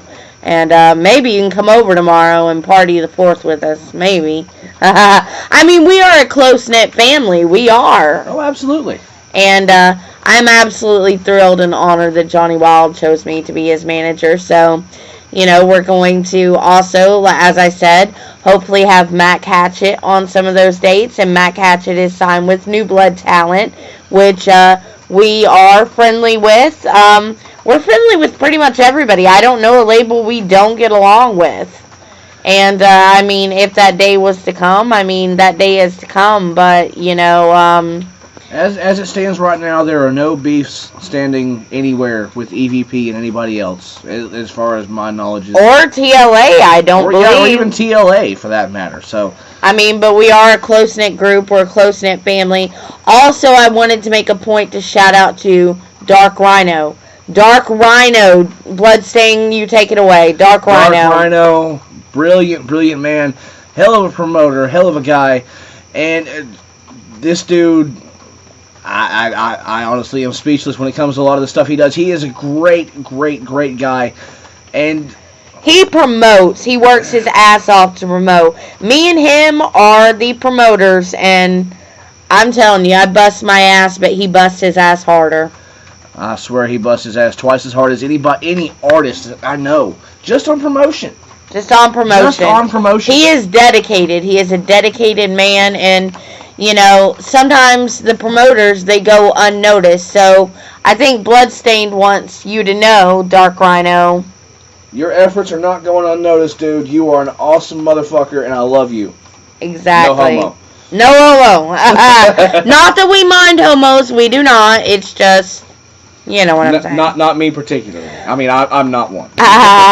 All right. So, that being said, the tour, November Southern Discomfort Tour, it is booking for November. Get in touch with me if you're interested in booking. The booking prices are extremely reasonable. I think we decided it was gas, $200, and a hotel room. Pretty much. And you know what? That is about the best you're going to get. Bring Bludstaind, Johnny Wild, and Heathenist to your area. I mean, seriously, promoters, do it. Get in touch with me. It is Rayne, RAYNE, BSE, @gmail.com. And we'll talk about the logistics. We're trying for just the South, but if you're in the Midwest, it might be a little bit more, but we'll get out there to you. And East Coast is not out of the question either. East Coast is absolutely not out of the question. We're going up as far as New York, from what I'm understanding, so you're not out of the question. We're doing the South. We're doing the Southeast. We're doing the Southwest a little bit. We're doing a little bit, you know, there's that line, kind of draw a line in the middle of, I mean, we're going out as far as Oklahoma. I mean, we're going to get this done, and like I said, if you have any inquiries, rainbsc@gmail.com. Let's get it booked. It's going to be $200, a hotel room, gas money, and there's not going to be a huge rider. These guys don't need that much, and these guys just want to get out there to you, all right? So, that being said, I would like to talk about the next song, which is Pyramids, featuring Mr. Johnny Wild. Oh, Johnny Wild. And he was the perfect person to put on this one, I swear to you. Pyramids, basic concept of this one, and I'm pretty sure you'll understand it once you hear it. This one's for all the conspiracy theorists out there, you know. Everybody that says, you know, that 9/11 was staged and this, that, and the other and all that. And I kind of take it from that perspective. I say, you know, that this is all made by, you know, the whole Illuminati thing, you know. This is for those that understand that, you know what I'm saying? And Johnny Wild is right there among the rest of us with that, so he was the perfect person to fit on there. And shout out Johnny Wild for doing a killer verse on this thing. And so yeah, this is it. This is Pyramids, and you know. And I believe the two of you will probably do it on tour. Hell, why not? Why not? Anyway, after this song plays, I'm going to start to take call-ins, okay? But I'm going to explain the rules for the call-ins after this, so let's go ahead and get this out of the way. Let's play Pyramids featuring Johnny Wild. Like I said, this is an exclusive track off of the new album, The Crimson Chronicles Volume 2. You've heard it here first. This is Pyramids featuring Johnny Wild, our MSG broadcast.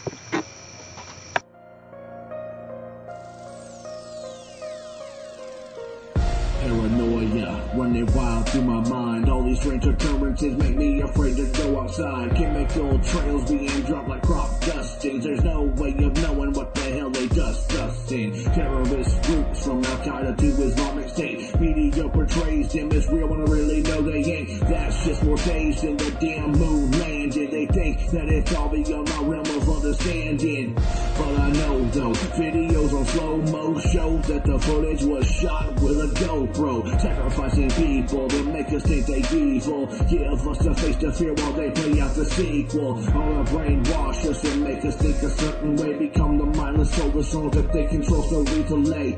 They won't get me with these brain numbing masochists. They claim to be people, but all I see are pyramids. Acid rain, wanton destruction, chemical trails, alien abductions, shooting elementary schools, murdering kids. You blame God, but all I see are pyramids. Nuclear fallout, natural disasters, marathon bombings, homophobic pastors, pandemic suddenly vanishing viruses. You blame God, but all I see are pyramids. Hello, let me introduce myself. I'm Johnny Y. The one the government wishes would have never flew the cuckoo's nest. Cause I'm getting anxious from the bullshit they keep feeding us. Mass communications giving mass eliminations, causing mass mental dysentery infections. Be careful, Johnny. Big brother's watching you from every angle. I don't give a fuck. My freedom's already been torn and mangled.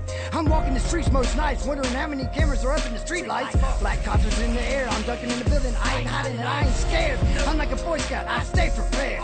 Getting ready, cause I'm smelling another war in this country. Police transforming into another form of military. Hands up, don't shoot. But tell me, Mr. Police Officer, did that ever before stop you? And where did the bullet go? I thought that was it for us. Nope, just disappeared. Another lie they told us. All sleight of hand tricks, watch the right, not the left. But I won't be another one of your bricks and another one of your fucking pyramids. Acid rain, wanton destruction, chemical trails, alien abductions, shooting elementary schools, murdering kids. You blame God, but all I see are pyramids. Nuclear fallout, natural disasters, marathon bombings, homophobic pastors, pandemic suddenly vanishing viruses. You blame God, but all I see are pyramids.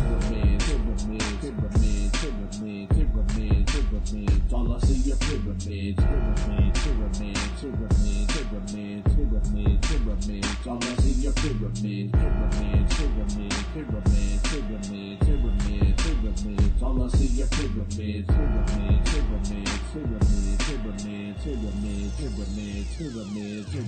Acid rain, wanton destruction, chemical trails, alien abductions, shooting elementary schools, murdering kids. You blame God, but all I see are pyramids. Nuclear fallout, natural disasters, marathon bombings, homophobic pastors, pandemic suddenly vanishing viruses. You blame God, but all I see are pyramids. You're listening to The Rayne Badger on RMSG Broadcast, brought to you by our underground radio systems, Renegade Studios, and Midnight Storm Gaming. You're listening to The Rayne Badger on RMSG Broadcast. All right, guys. Rayne Badger here with you Friday night in the studio with Bludstaind. Like I said, these songs that you have actually been hearing, they are off of the Crimson Chronicles Volume 2. These songs are not out yet. Bludstaind, I'm going to let you help them understand the pre-orders and the pre-order packages. All right. Well, basically, with the pre-order packages, there's 4 different packages available. This is suitable for any budget. I mean, you can get just a CD, you can get a CD and a poster, you can get a CD and a shirt. Let us mention the posters will be signed and made out to you. Oh, absolutely. Any pre-order will come with at least one signed piece of merchandise, and that's your choice what you want signed, whether you want the CD, poster, shirt, whatever. But there's 4 packages. There's the CD by itself, there's the CD and poster, there's the CD and shirt, and then there's the big package of CD, shirt, and poster combo. Now, all of these can be found at my web store, which is shop.bludstaind.com. And all you got to do is go on there, pick your package, and hit that pre-order button, and that's it. That's all you got to do. July 28th, I will be shipping them all out so that they all reach everybody on the release date of July 31st. Also, speak about the exclusive merch. Yes. The posters and shirts are exclusive. They are limited run, limited edition, and only a short number of them have been made, meaning once they're gone, and you can't get them anywhere else. So if you're digging this stuff and you dig what I do and you want to show support and you want some of that exclusive limited edition merchandise, you need to get your hands on it ASAP before it's gone. I mean, these are going quick. These pre-order packages are going quickly. I have seen it myself. And it is not call-in time yet, guys. I have got to give you the rules. The rules of the call-ins, okay? Now, we're going to do something that is a little special, which we are going to allow you to call in and interact with Bludstaind. However, as soon as I take a call, I would appreciate if you would wait until that person is off the phone to make your call. Otherwise, we're going to be having people beeping in. It's going to affect the quality. So if someone is already on the phone with Bludstaind, please wait your turn. Wait and call afterwards, okay? So, let's go ahead and let's get to it, guys. The phone number is area code 423-827-9453. If you would like to talk to Bludstaind, you want to talk to him, give us a call right now. You got any questions for him, anything, area code 423-827-9453. We'll go ahead and we'll be bullshitting amongst us, and when we get a call, we get a call, and there we go. You know, give us a call, area code 423-827.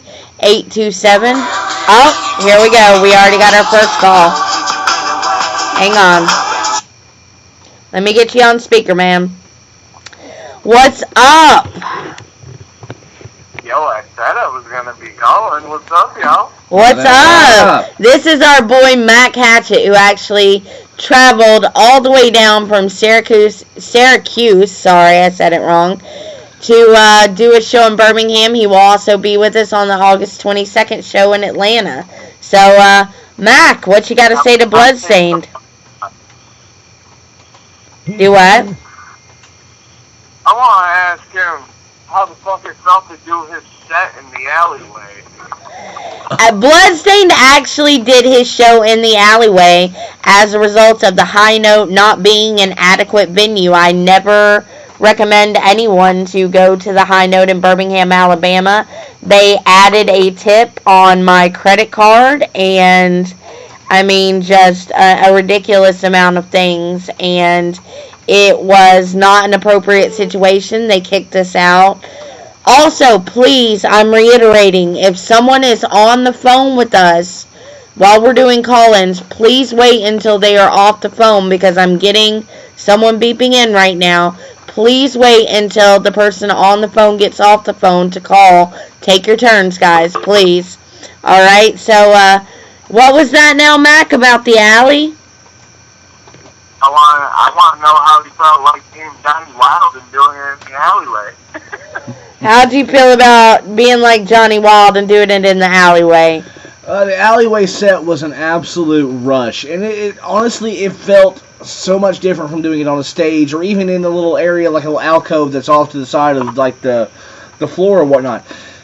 Being in the alleyway and having the people surrounding you, it's a whole other experience. You get to get up close and personal with everybody. You know, it was absolutely an amazing experience, and it was one that I would not trade for the world. But at the same time, it's taxing, because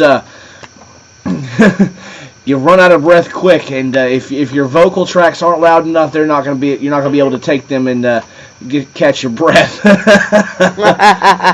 But so it's a much more personal experience, so to speak. Absolutely, it's. I liken it to an artist or a band doing an acoustic set. Yeah. That's kind of what it's like. Exactly. So, you got any more questions, Mac Hatchett? I mean, anything else on your mind you want to dish out with Bludstaind while we got you here? Not really. I mean, I just wanted to know how it was performing at Alley Set, because hell, we might have to go back down there and just bump in the alley next time, right next to the venue, and tell them to go fuck themselves. We will never be returning to the High Note, the venue in Atlanta, which is the Masquerade. Anybody down in Atlanta knows that is an amazing venue. Obviously, the headliner, which you know, is going to be an amazing situation. And like I said, we cannot divulge that information yet. But August 22nd in Atlanta, clear your schedule because we're all going to be there and it's going to be an amazing situation. So I appreciate you calling in, Mac. And y'all check him out. Y'all check out Mac Hatchet. He's going to be running around with us a good bit. He's family. Hell yeah. All right, man. Thank you. Thank you for calling in. And we'll be taking the next caller in 5 seconds. Thank you, Mac.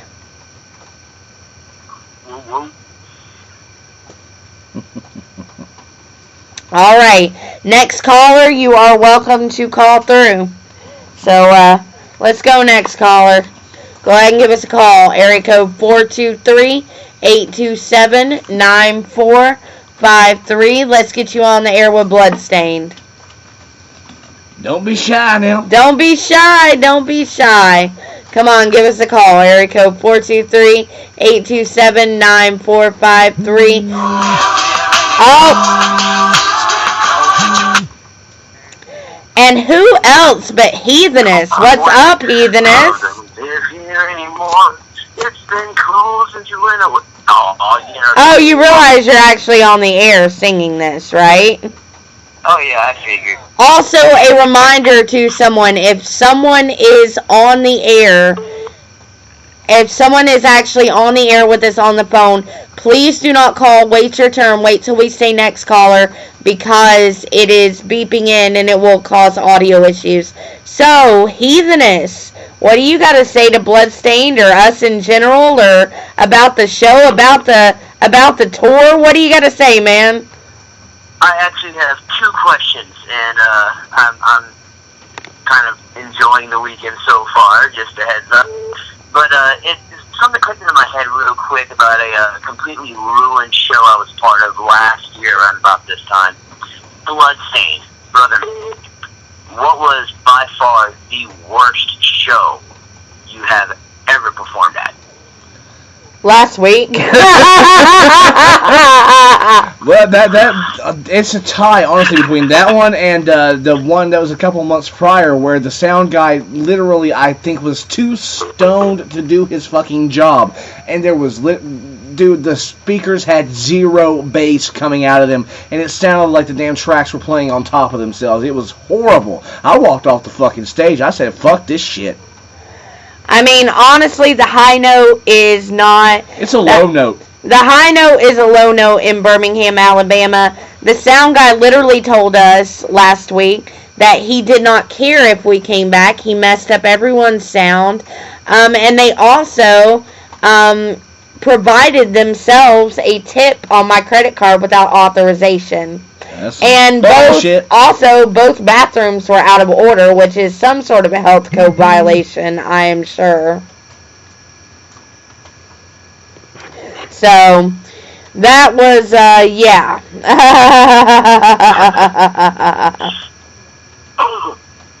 But, in general, okay, so that was your first question. What's your second question, ma'am? Yeah, I'm having a brain fart any second. Alright. So, my second question. Okay. What was your best turnout when it came to a show? Your absolute best turnout. Are you talking like what show was it, or what was like the numbers? What show? Ooh, that was probably up in Nashville at the combined Triple MFD tour and Axe Murder Boys Garcia Brothers tour stop. That was they had that place was packed. And I was first on stage that night too. Oh wow, the nerves. I had to open that shit up for real. So, I mean, Heatheness, while we've got you, how are you feeling about this Southern Discomfort tour that's going to be going on in November? You know, I'm actually feeling really confident about it. I hit up some promoters I know in various states out in that direction. I've had a couple of friends on the West Coast hit me up about it.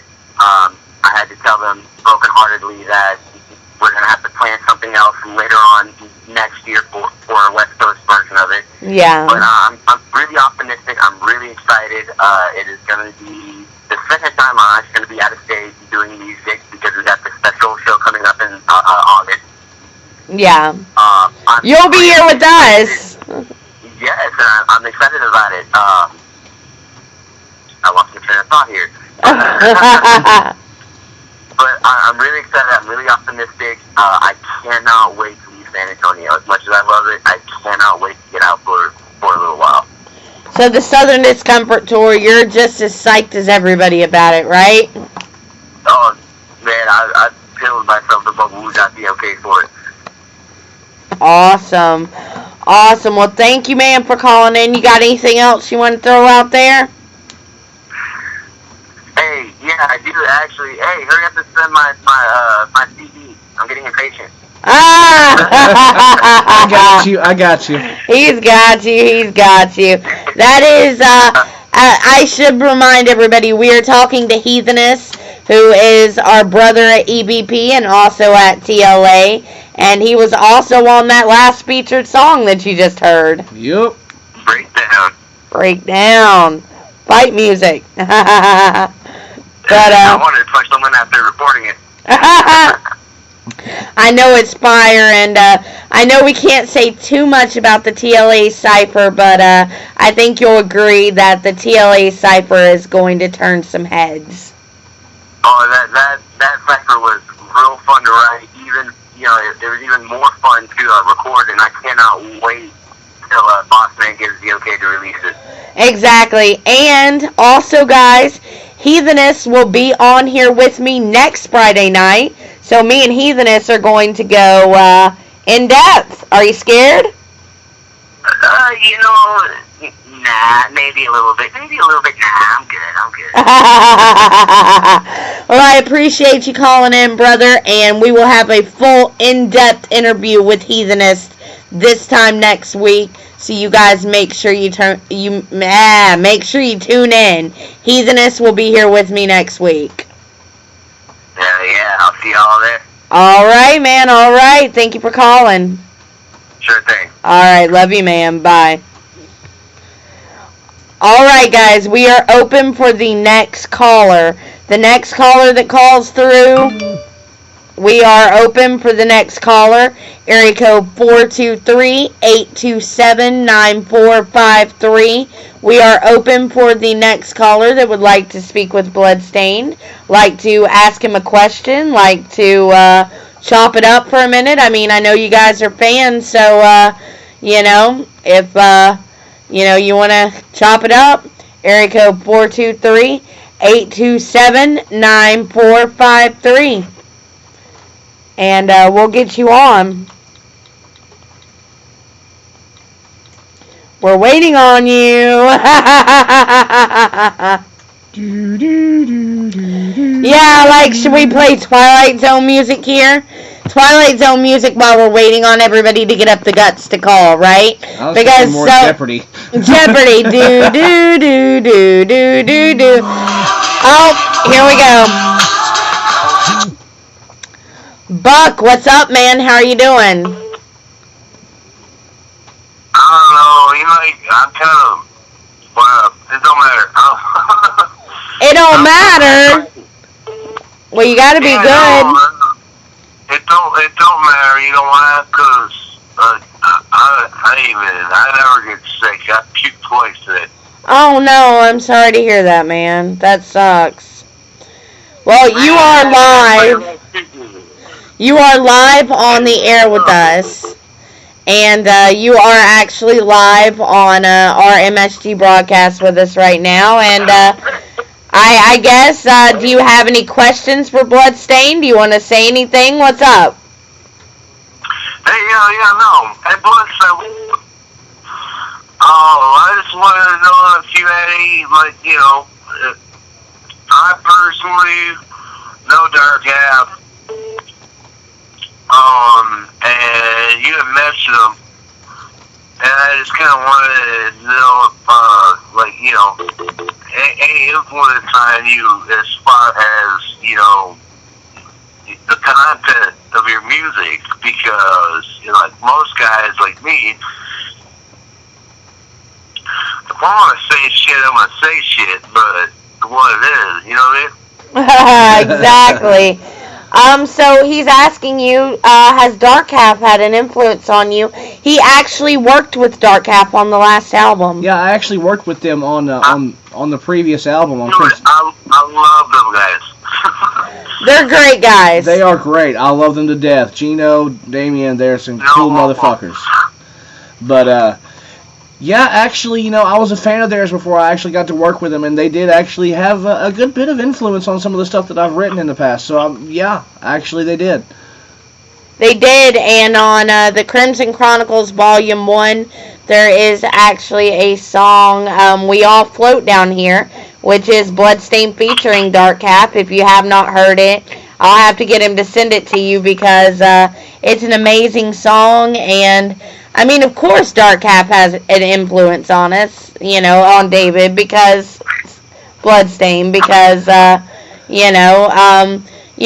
Half, they're bosses in this game. I mean, they're doing amazing. Oh, absolutely. And I'm sure he would love the opportunity to work with them again. Oh, yeah. Definitely would not turn that down. Hey, what I'm saying, though, right now, God's truth. If you believe in a fucking God, because I don't. Yes, I said it. But, for me,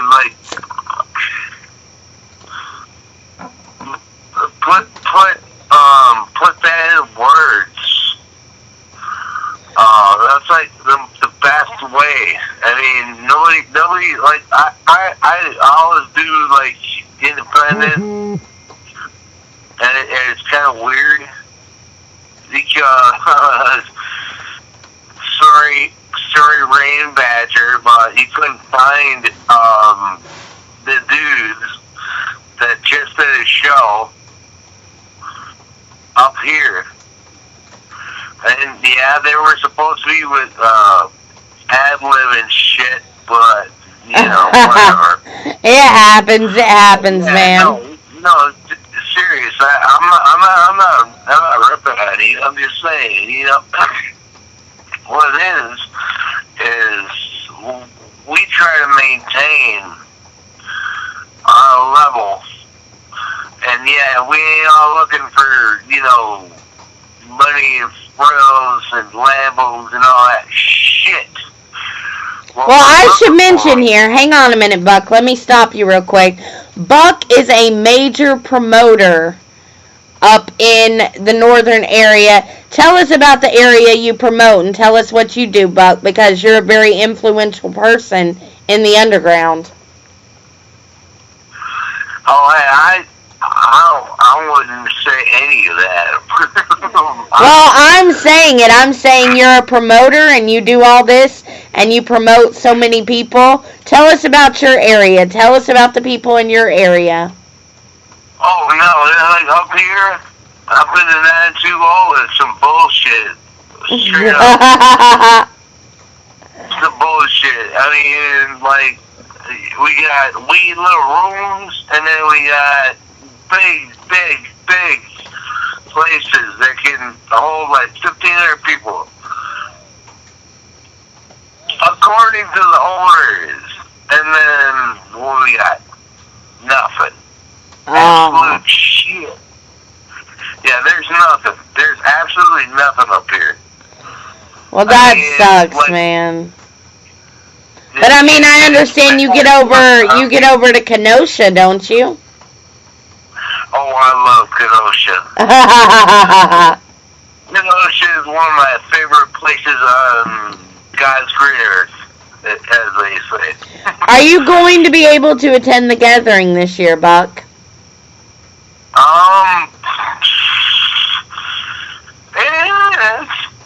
definitely a question mark. It's a question mark, but you know, myself and Bludstaind will be there, and we would love to tear it up with you. Oh, I'd love to hug both of you, that's what I'm saying, but you know what I'm saying, there and back, it's... I don't even know. For real, I got all this stuff on my car because I wanted to, you know, make sure I had reliable transportation for artists. Yeah, and it just didn't work out exactly. Well, I have heard tell of you. I have heard tell of you as a promoter. I have heard that you feed those artists that you bring out there. I'm serious. Here.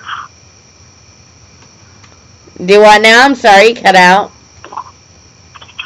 Yeah, no, I'm like cancer serious, right? So I said I'm serious like cancer, but what I'm saying is I did all this shit. Pretty much borders my ass.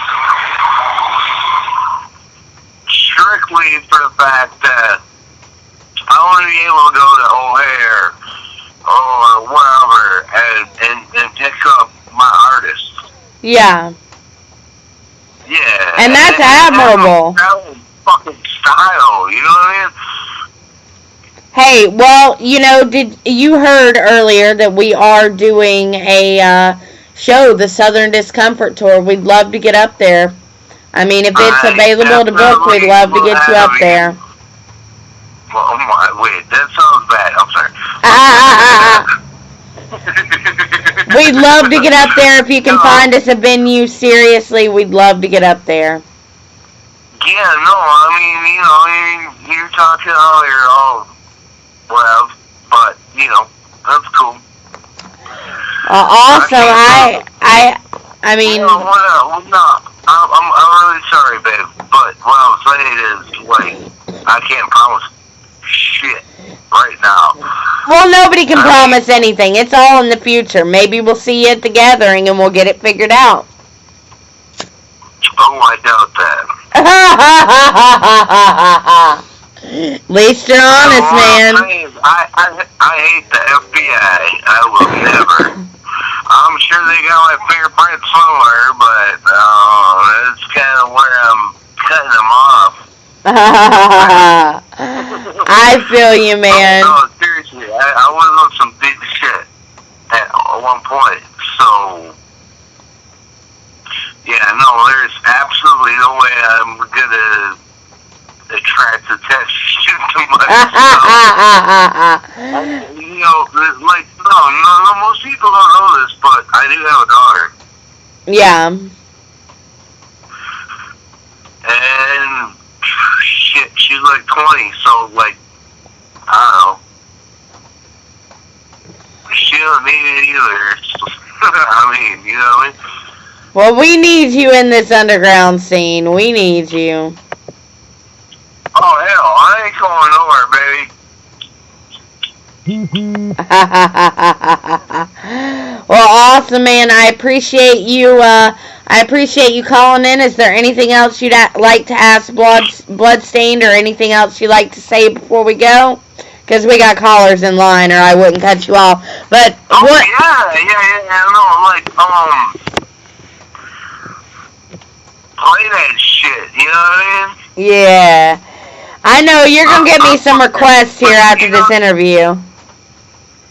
No, see, I know, that's it. Like, you kind of, like, oh, you need Bludstaind, jerk. I'm kind of upset.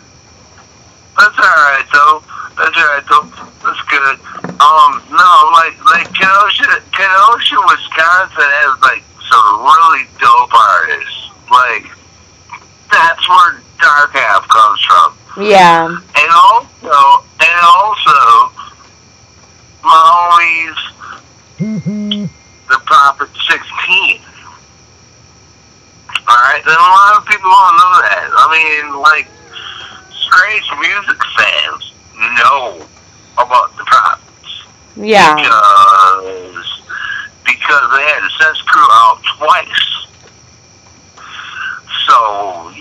and like, dude came up. My first show was Stuck Brand, and one of them dudes came up. He was like, "Hey, I'm Damien. I'm from Process Theme." I'm like, "All right, cool." And right after that, they did a track with Snug.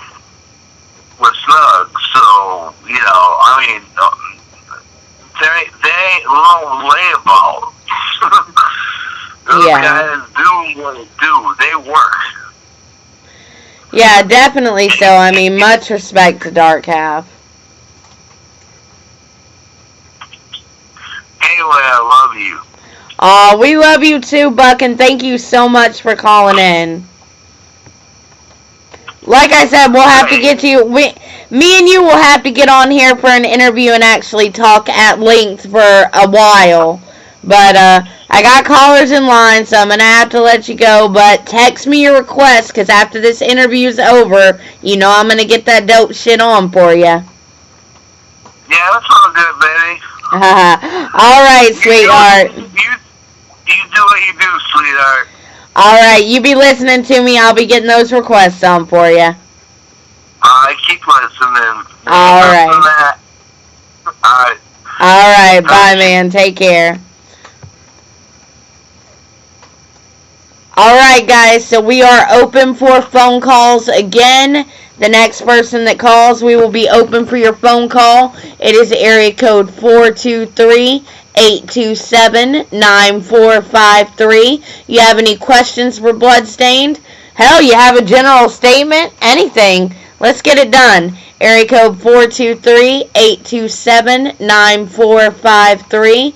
I want to let everybody get on that possibly wants to get on before we debut Monster 2.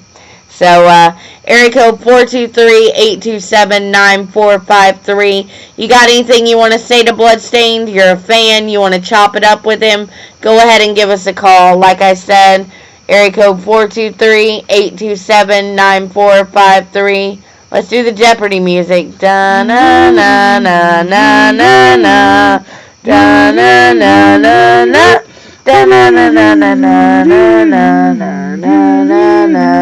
Also, I should mention, you are listening to our MSG broadcast brought to you by our Underground Radio Systems, Renegade Studios, and Midnight Storm Gaming.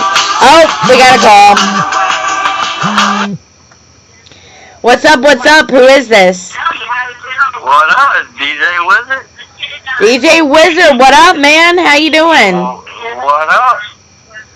You might want to turn me down there in the background because I hear myself echoing. You know the family. We always got to tune in.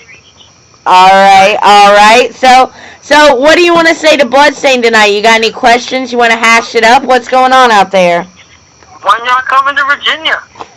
Hopefully with this tour. Yep. Hopefully with this November tour that hopefully we will be coming. The Southern tour of all this bullshit. Yup. It's what booking in. All this bullshit. Y'all in Tennessee. Might as well raise the Southern flag up.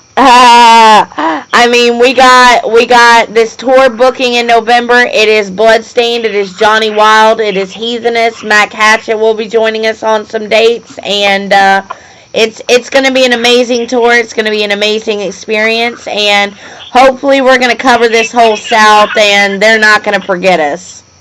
What, you need me to hit the National and the Norva? Honestly, I mean, I used to live up in Norfolk. If you would hit up the National and the Norva, that would be amazing and get them in touch with us.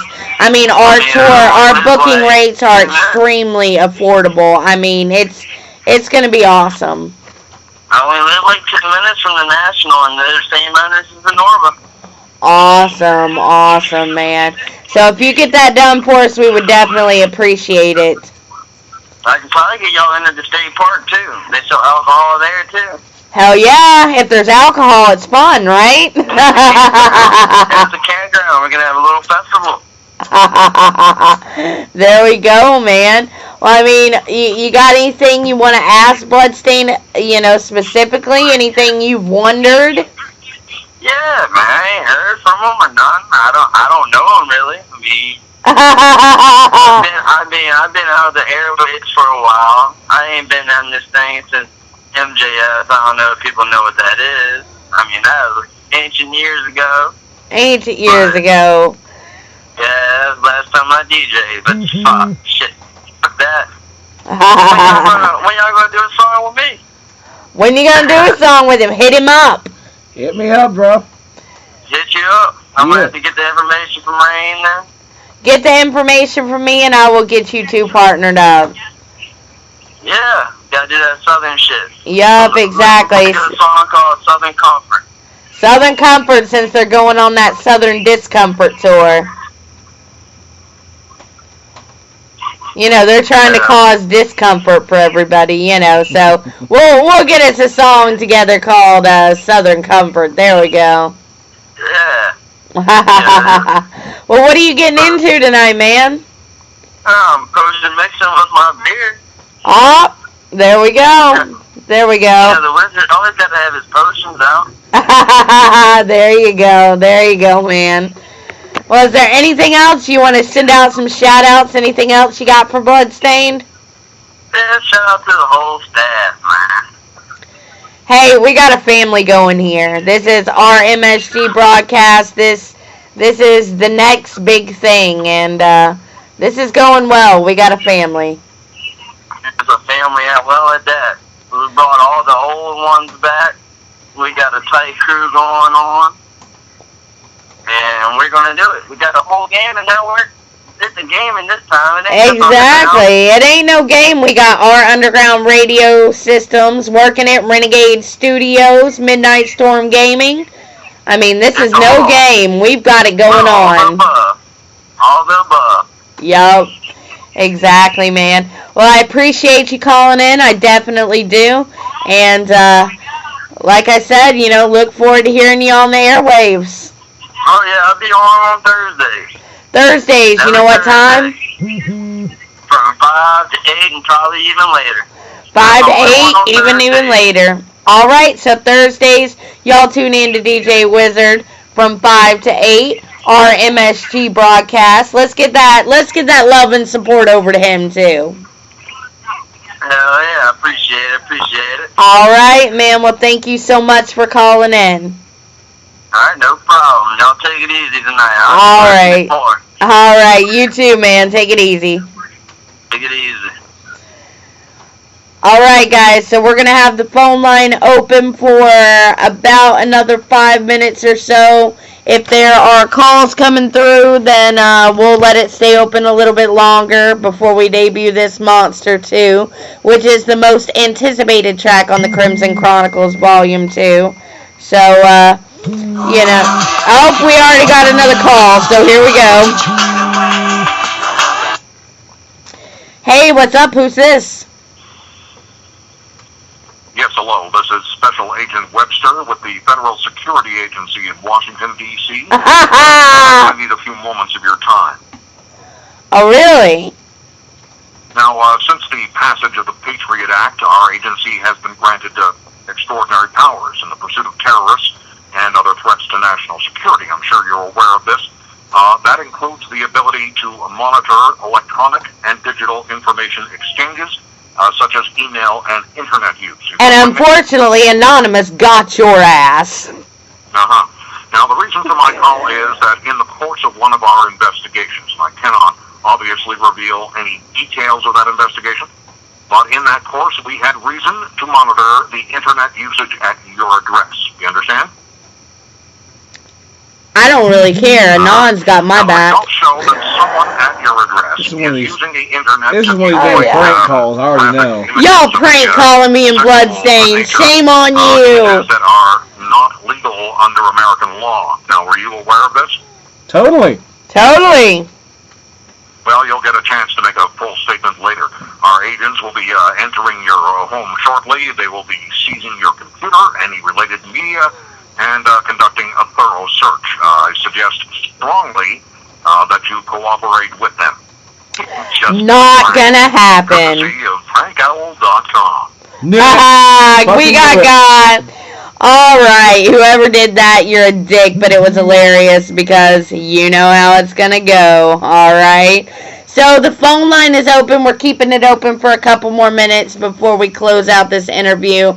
You want to hash it up with Bludstaind, you want to make a general statement, area code 423-827-9453.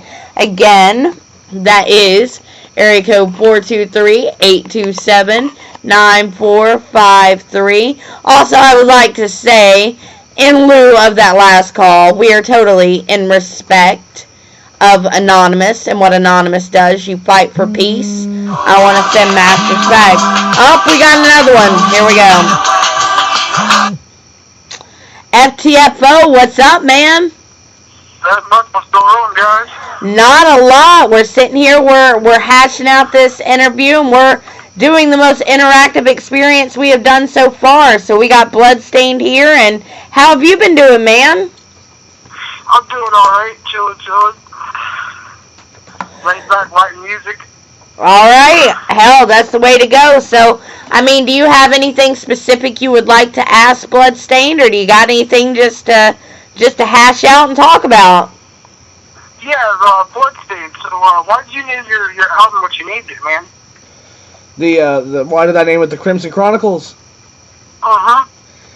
Well, honestly, it comes from a different source of inspiration. I'm a big reader in my downtime, and I love the Vampire Chronicles from Anne Rice. And so, I decided to kind of take it on that kind of a spin because it is vampiric horrorcore hip hop, And so I decided, you know what, this is going to be my own Vampire Chronicles, so to speak. And so that's just how it's been. That's what's up. So another question for you: how do you get inspired to write your tracks? Like it just pops up, or what? Well, I mean, it really all depends on the situation. I mean, if it's something that I'm personally feeling, like if it's something that I personally feel that I need to speak on or whatever, it just kind of, comes out as it is. But a lot of times what I'll do is I'll sit down and I'll listen to the beat. And I'll sit down and listen to the beat and I'll have it on repeat and just listen to it a few times. And an idea will come to mind, like, for instance, one of the tracks we played earlier, that Pyramids, it had that whole feel of, like, Illuminati and all this kind of shit, and I was like, that fits perfectly. I should go with that for this particular track. So I mean, it really depends on the situation. Right. Well, so you said you're coming to New York, like whereabouts? Looking like it's going to be in the Syracuse area, although we are not entirely sure right now. The details are still being kind of hashed out on that as we speak right now, but once the details are locked in, best believe it will be out there for everyone to see. I mean, we literally just started booking today. It's for November. Southern Discomfort Tour. I should plug in again. If you have any booking inquiries, you want to find out how to book this tour and get Bludstaind, Johnny Wild, and, like I said, Bludstaind, Johnny Wild, and Heatheness in your city, contact me, Rayne, RAYNE, BSE, @gmail.com, and we'll get you taken care of. So, I hopefully will get close enough to you that you can go out and see these guys. Yeah, Syracuse would be close enough for you to get there. Awesome sauce, awesome. I'm not that far from Mac. Oh, cool. So that's awesome, actually. Mac actually came down all the way from Syracuse to do a Birmingham show with us, as you know, and he's going to be on as many dates as we can fit him on the tour that are logistical for him. But, great kid. And, anyway, is there anything else you want to put out? You got shout-outs? You got anything else you want to hash out, buddy? Yeah, I want to get Bludstaind on, want to feature on one of his tracks one time. Alright. Alright, well, you two get in touch about that privately, and we'll see about getting all that together. Hell yeah. Alright, shout outs to you, Rayne, and shout outs to Bludstaind. Be looking forward to the album, dog. Alright, awesome sauce, man. Thank you so much for calling in. I appreciate it. No problem. You guys have a good night. You too, man. All right, like I said, as long as we're getting call-ins, we'll take these call-ins. So we're going to wait for about the next 5 minutes, see if we get another call-in. Area code 423-827-9453. You want to hash it up with Bludstaind? You just want to give out some shout-outs? You have any questions for Bludstaind? Let's get it out there. Area code 423-827-9453. Again, I'd like to take the opportunity to talk about the fact that the Crimson Chronicles Volume 2, it will be released July 31st. As a Friday.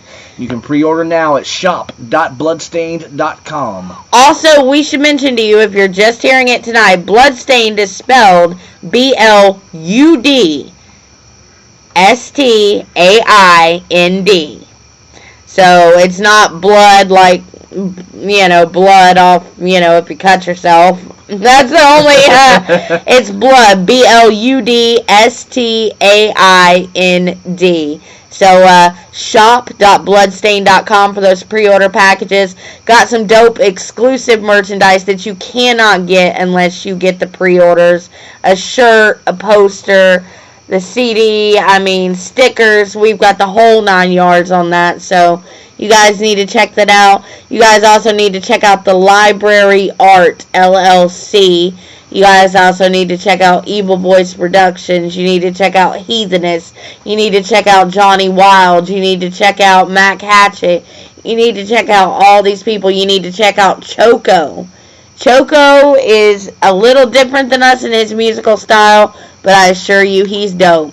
Alright, so any more calls? Area code 423-827-9453. And, if we don't get a call here in a second, because I know a ton of you have called here, and we appreciate that. We appreciate everybody that's listening. We appreciate... I'll let Blood take the floor. Oh, yeah, definitely appreciate everybody that's called in, everybody that's been listening to this whole thing so far.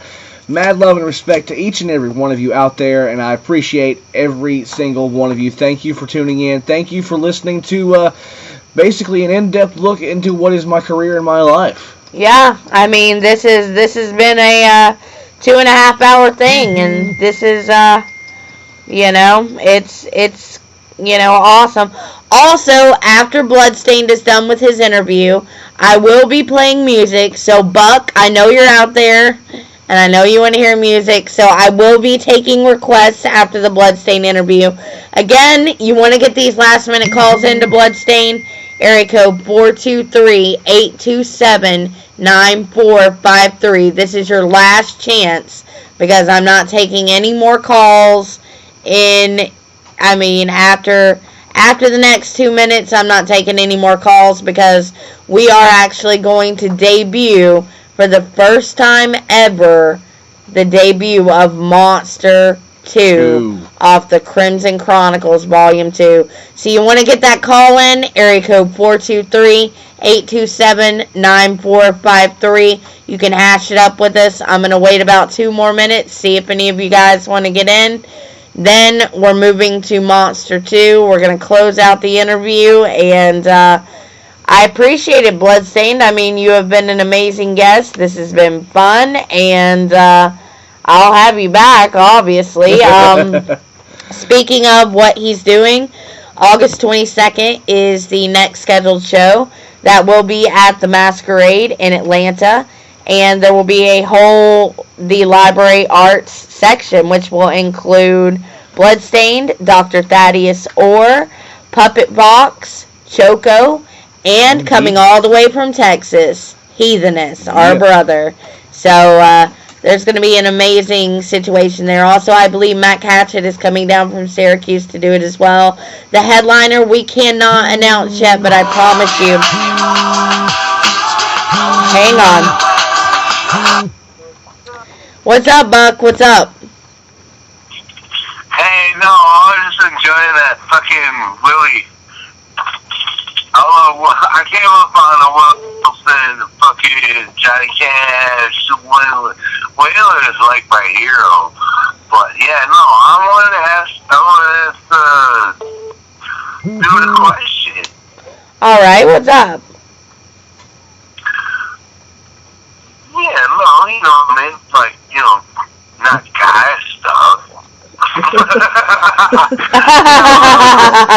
What's your question, Buck? Where you at? Tonto? What's your question, brother? Hey, man. I don't know if you ever performed with Dark Half. Those two, they're like literally. No, there is absolutely no beef between us and Dark Half. Hold on, let me remind you. I'm getting. Wait, hang on. I'm explaining to the listeners. We are getting a call from Virginia right now. Please wait until Buck has gotten off the line and we ask for callers again, and call back and we'll get you on the air. But Buck, I'm sorry. Continue.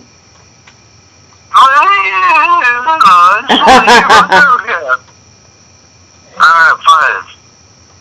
Go back. Do what? Okay. Okay, I don't understand exactly what happened there. Okay, phone lines are clear. Whoever you were in Virginia that was trying to call us, or anybody else, you want to get on the air, area code 423-827-9453. Seriously, do it quick, because we're about to close this out. Area code 423-827-9453. Give us a call. Shoot the shit with Bludstaind. I mean, this is well, not really a once-in-a-lifetime opportunity, because he'll talk to you at a show, but you want to shoot the show with Bludstaind, call us. Area code 423-827-9453. And then, like I said, in a moment, we're going to debut Monster 2, and then we're going to play some pretty music for you, because I'm going to continue doing my show. But also, like I said, August 22nd at the Masquerade, the Library Arts Cypher will be coming out soon. Puppet Box's album will be also coming out very soon, who is our brother at the Library Art. Heatheness will be with us at various shows and on the Southern Discomfort here. Oh, we got a call. What's up, Snickers? Is it going? Huh? How's it going? Oh yeah, you're on the air right now. What's up, man?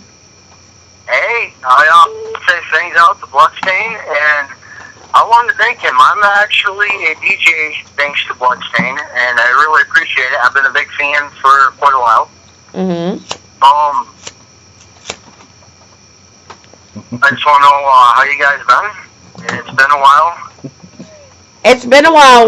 We're doing good, man. We're doing good, and we hope you're doing good. And I know Bludstaind appreciates the support. Oh, absolutely, man. Fangs out for the support on that one, brother.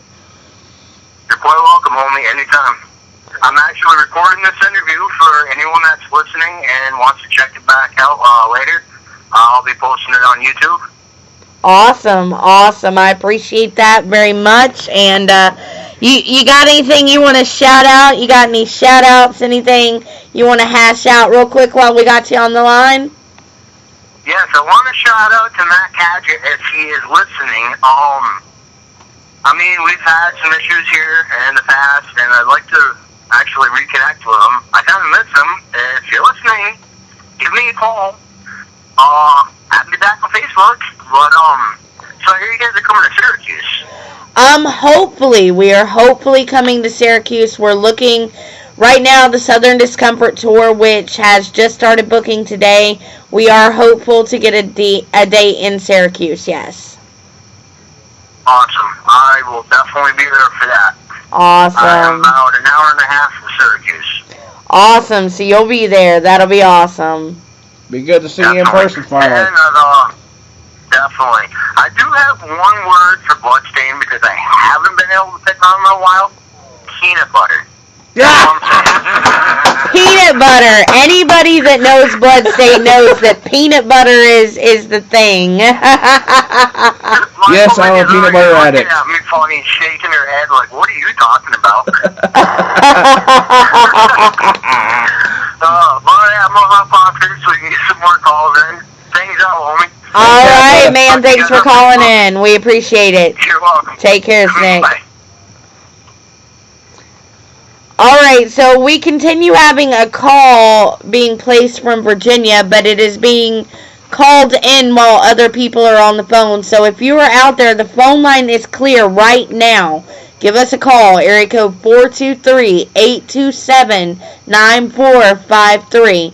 Also, anybody else that wants to shoot the shit with Bludstaind, ask Bludstaind a question, give us a call, area code 423-827-9453. We're about to wrap this up, but we don't want to cut anybody off, so give us a call, area code 423-827-9453. And again, you know, we were talking about the EVP TLA family. That's all going great. Southern Discomfort Tour. Book it. Book it in your city. If you're a promoter, book it in your city, because I promise you it will be amazing. And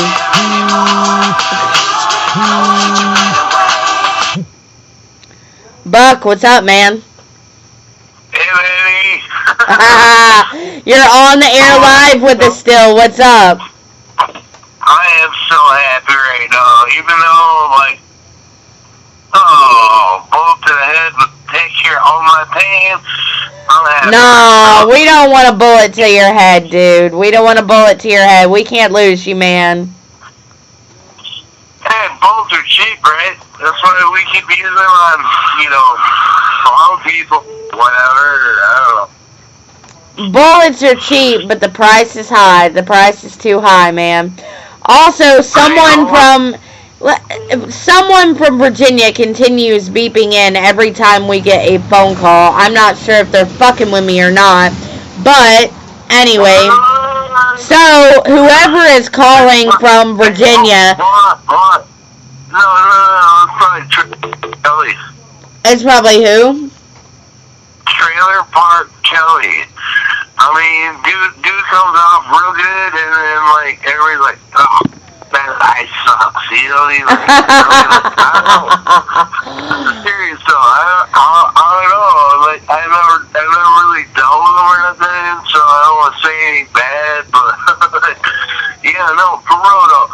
Next week, me, and Dark Half, and this dude. Just wait. Just hold on. Alright.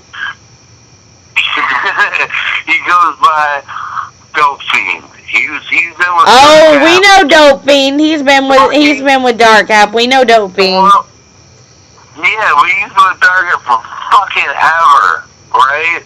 Mm-hmm. So yeah, no, I have no problem. You know, whatever with him. Obviously, in fact, if he was a bitch, I'd fuck him. But yeah, no, he's that cool. Anyway, the weird shit, right? Like the Dash 10 thing is going down next weekend, July 11th at the MVATs in Anderson, Indiana. All right, Anderson, Indiana. Y'all heard that, so make it out if you can. Yeah, if you can, and if it's a hard time, I will have food and drinks. So Buck will basically he will feed your asses, he will give you drinks, and you will have a great time. So Anderson, Indiana, July 11th. Anderson, Indiana is going to be well fed that day, that's all I'm saying. Maybe have a couple beers in them too. We know Buck takes care of the artist. Well, yeah, no, it ain't even that. I mean, I know I'm going to take care of my people. Johnny Israel, I got to give a shout out to you because you are like the best dude in the state of Indiana putting on shows. I mean, he's got the connections, he's tight. I mean, like, whatever, but I mean, dude, it's serious. Like, Fright Fest last year was at center stage in Kokomo. This fucking guy, like, you know, nothing ever works out like you think it will. But he took care of my ass. I was all good. So, I mean, you know what? Like, I drank free all night. Pretty much. Oh, Yeah, man. shout out to Johnny Israel. That's my main dude down in Indy. And I have family on there too, so hey, family. Hey, Yo, it's all about the family, man. Well, hey, I hate to cut you off, but we're going to have to cut this interview very soon, and I want to let everybody get through, and obviously so I can play your request. You got anything else you want to shout out to the Radio Underground? Yeah, RMSG Radio, baby. My girl Rayne Badger, busting that shit. I'm busting that shit, you know it. Well, I appreciate you calling in, Buck. I really do. And I'll have your requests on deck. Just text them to me, and I'll have them on. You know I will. Oh, hey, can I get a second here? Can you get what? I want a second here. I'm gonna give a shout out to Face Entertainment, my boy Adam Reset.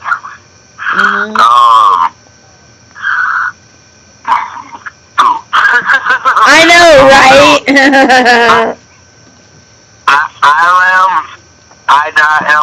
I.L.A.A.M. Well, it's only one A, but yeah, I am Player Ray out of San Jose. That dude, I mean, like, for real, I've been trying to work this dude forever, and I actually got to see him last weekend, and I mean, it's crazy, but that's how it goes. Oh, Lord. Yeah. I'm shouting out because I love these people, and you know, but you know I'm gonna be hitting you up. Oh, yeah. Bludstaind. I definitely hit you up with my Bludstaind color, but you know, it's another guy. I'm saying. Anyway, I love you, baby. All right, I love you too, man. Thanks for calling in. All right, well, take care of yourself. All right. You know what I'm saying? Text me your request, and I'll get them on. That's an order. Alrighty, sir. Thank you. Take care of yourself. I will. You know I will. You bet. Thank you, Buck. I'll talk to you in text soon. Yeah, straight up. Alright, I'll talk to you then. Met, baby.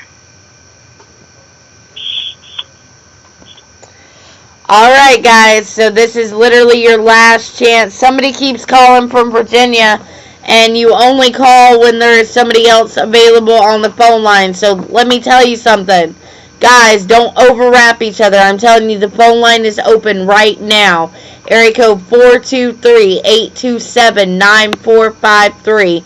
You want to kick it with Bludstaind? You want to ask Bludstaind a question before we end this interview? You better get it in now, because as soon as we debut Monster 2, that's the end of the interview and all that good stuff. So this is your last chance. You got 3 minutes, guys, to get those phone calls in.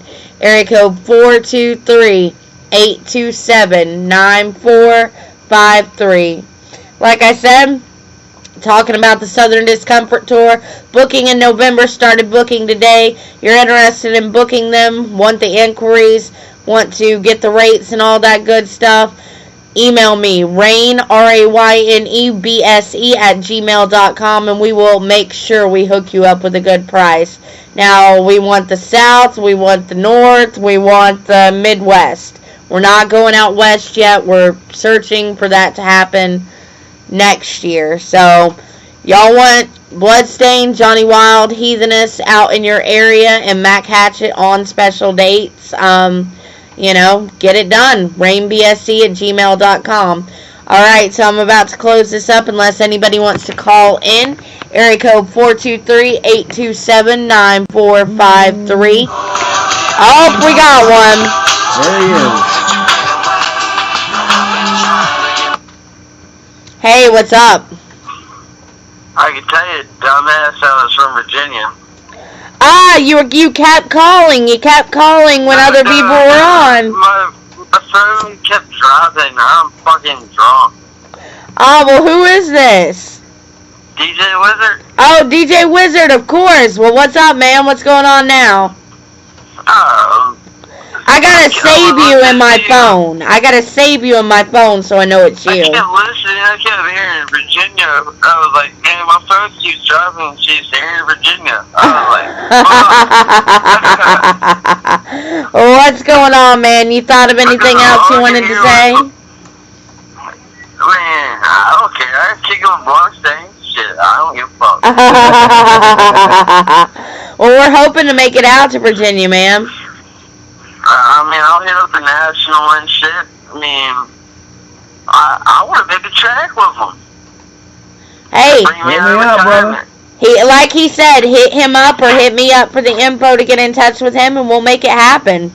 Shit, Bobby bought me out of retirement for the DJing. Might as well bring me out of retirement for it all. Right? Let's make a banger, man. Shit, we'll make a banger. Damn right. Hell yeah, man. So, I'll tell you the name for the song, Southern Comfort. Southern Comfort. And you are on Thursdays from 5 to 8. Probably later. That means you guys out there listening, you tune in to him. You make sure you tune into his show because it's going to be a dope show.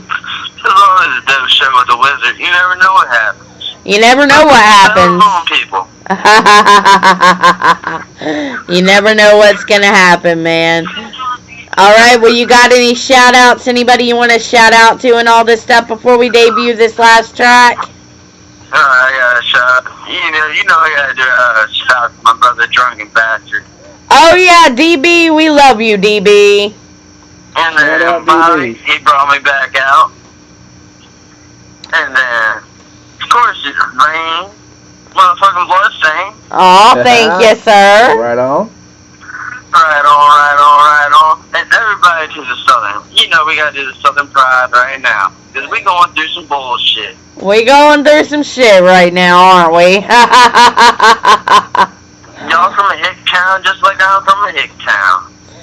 Us in these hick towns, we're some of the... I mean, I know there's racial tension, but we're some of the most unracist people there are.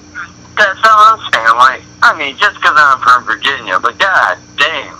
I mean, I understand we're the capital, and I live in the capital of the South, Richmond, VA.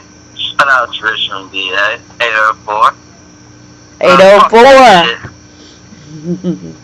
And shout out to the 757. I know you from the 757. I'm from the 757 Norfolk, Virginia Beach area. So I know exactly what you mean. Yeah, it's all the same, one love. We're hoping to get a show booked out there. I will personally travel up there and see my old stomping grounds. But I will personally go take the bus and go to the National, which is only like 10 minutes away. And they're the same owners as the Norvo. And we might as well just do two at once. May as well. It's only like a 2-hour travel. Yep. Exactly, man. So I got the house y'all can crash at. Hell yeah, that's what's up. That takes the hotel fees off. Y'all ain't no tour bus for that. Y'all can crash at my house. Hell yeah, that's what's up, man. We family at MSJ. Yeah, we family. MSG. I knew what you meant. Our MSG broadcast. I know what you mean. But tune in to DJ Wizard. Tune in to him Thursdays from 5 to 8. Make sure you check his show. It's going to be dope. So, anyway, I appreciate you calling in, brother, and listen to his show. And we're about to debut this. Brand new song. Yeah, debut it. I want to hear it. All right, man. I want that whole new album. Y'all told me it's only digital. I want all the album. You can get the album online, bro. You can pre-order a hard copy at shop.bludstaind.com. Hell yeah. Hell yeah. But we'll be talking about that in a minute before we go, and I'm going to let you off the phone. I appreciate you calling in. Thank you, brother, for the support, and I'll be listening to your show Thursday. And I'll be playing some of y'all when I'm live as well. Alrighty, man. We appreciate it. Much love, man. Much love. Alright. Alright, so before we talk about this, because Bludstaind, I appreciate you being on this with me, and I think we've had fun, haven't we? Oh, hell yeah. And interacting with the fans. Much love to everybody that has called in. We appreciate you. And stay tuned, because I'm going to be playing some music for you guys. And my show is not over, despite the interview being over. So my show's not over. So if you got requests, the same number I've been giving y'all to call, text that number. Give me requests. Hit me up on Facebook. Do whatever you got to do. And also midnightstormgaming.com/radio. You can get those requests in as well. You are listening to our MSG broadcast, brought to you by our Underground Radio Systems, Renegade Studios, Midnight Storm Gaming. Now, what do you want to say, Bludstaind, before we talk about Monster? Obviously, tell them again how to pre-order your new album. That is what you've been hearing tonight, is tracks off of his brand new album, The Crimson Chronicles Volume 2. And so tell them about the pre-order and then give your shout-outs. Alright, well, you can pre-order the new album, digital or hard copy, your choice, at shop.bludstaind.com. I'm taking pre-orders up until the 28th, at which point everything will be shipping out so that it arrives at your door on the 31st, which is the release date. And as far as shout-outs, I want to give a shout-out personally to everybody that's tuned in. Thank you so much for sticking around with us. It's been a hell of a show, and I've had a hell of a time. Lots of fun. Shout out to my boy Heatheness. Shout out Tommy Necro. Shout out Low Key Gun. Shout out Psychotic. Shout out Spitz. Shout out to Lunatic Librarian. Without him, none of this would have been possible. Exactly. Without him, none of this would have been possible. So shout out, Boss Man. Also, I think we should give a shout out to DJ Karma for making this venue available.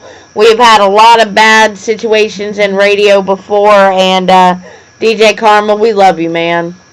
Much love, DJ Karma. Appreciate you getting this all set up so we can come on here and have a little platform to do our thing. You know what I'm saying? Much, much love. Alright, so without further ado, and as I said, thank you, Bludstaind, and continue to stay tuned, because I'm continuing to do my show. But this is the most anticipated track off of the new album. This is Bludstaind off the Crimson Chronicles Volume 2. This is Monster 2.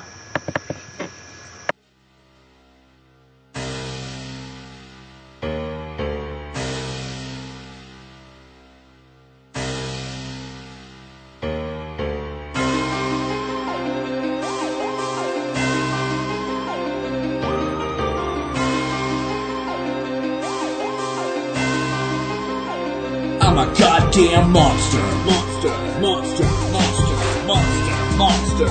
Still a goddamn monster. Monster, monster, monster, monster, monster.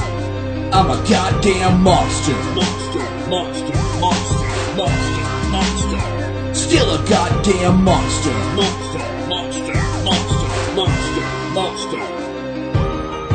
Take another trip inside the recess of my mind. Absolute brutality and darkness is all that you'll find. I stay creeping in the shadows, lurking always in the dark. And there ain't a damn thing darker than the blackness of my heart. Butcher knife ready to slice and fangs are set to rip. I'm filling up my pool with blood, come on and take a dip. I'm assuming leadership, sink my teeth in just a tip. And when I'm drinking from your throat, it's guzzle, not a sip. You ask how many have I killed, the truth is I lost count. I'm having too much fun turning these necks to bloody founts. Murder is what I'm about, so don't ever get it twisted. It's time to join the lurker army, now you've been enlisted. Try to dodge my draft, might as well just give up your faith. I'll eliminate your frail existence from the human race. This right here is just a taste of the sickness that's to come. I swear I'm gonna kill everyone. I'm a goddamn monster. Monster, monster, monster, monster, monster. Still a goddamn monster. Monster, monster, monster, monster, monster. I'm a goddamn monster. Monster, monster, monster, monster, monster. Still a goddamn monster. Monster, monster, monster, monster, monster. Step into my line of sight, I'll show you what I mean when I say that I'm a monster, run a dead murder machine. Ain't no method to my madness, I just wanna see the red blood all over everything to match the pictures in my head. I'm a killer with no conscience, I won't ever give a fuck. Run a spear right through your skull until the wall and now you're stuck. Just another decoration hanging on my murder wall. Whole young, fat and skinny, I will kill them one and all. I am blood and I'm an addict, but my favorite drug is death. I swear it gives a better rush than coca crystal meth. I murder for the fuck of it, drink the blood just to feed. Just me, my blade and fangs, the only killing tools I need. Let me bring you up to speed, there will never be an end to my murders. I won't stop to death, and though they may pretend that I'm just a mere mortal, and eventually I'll stop. 3 seconds till the guillotine chops. I'm a goddamn monster. Monster, monster, monster, monster. Still a goddamn monster. Monster, monster, monster, monster, monster. I'm a goddamn monster. Monster, monster, monster, monster, monster. Still a goddamn monster.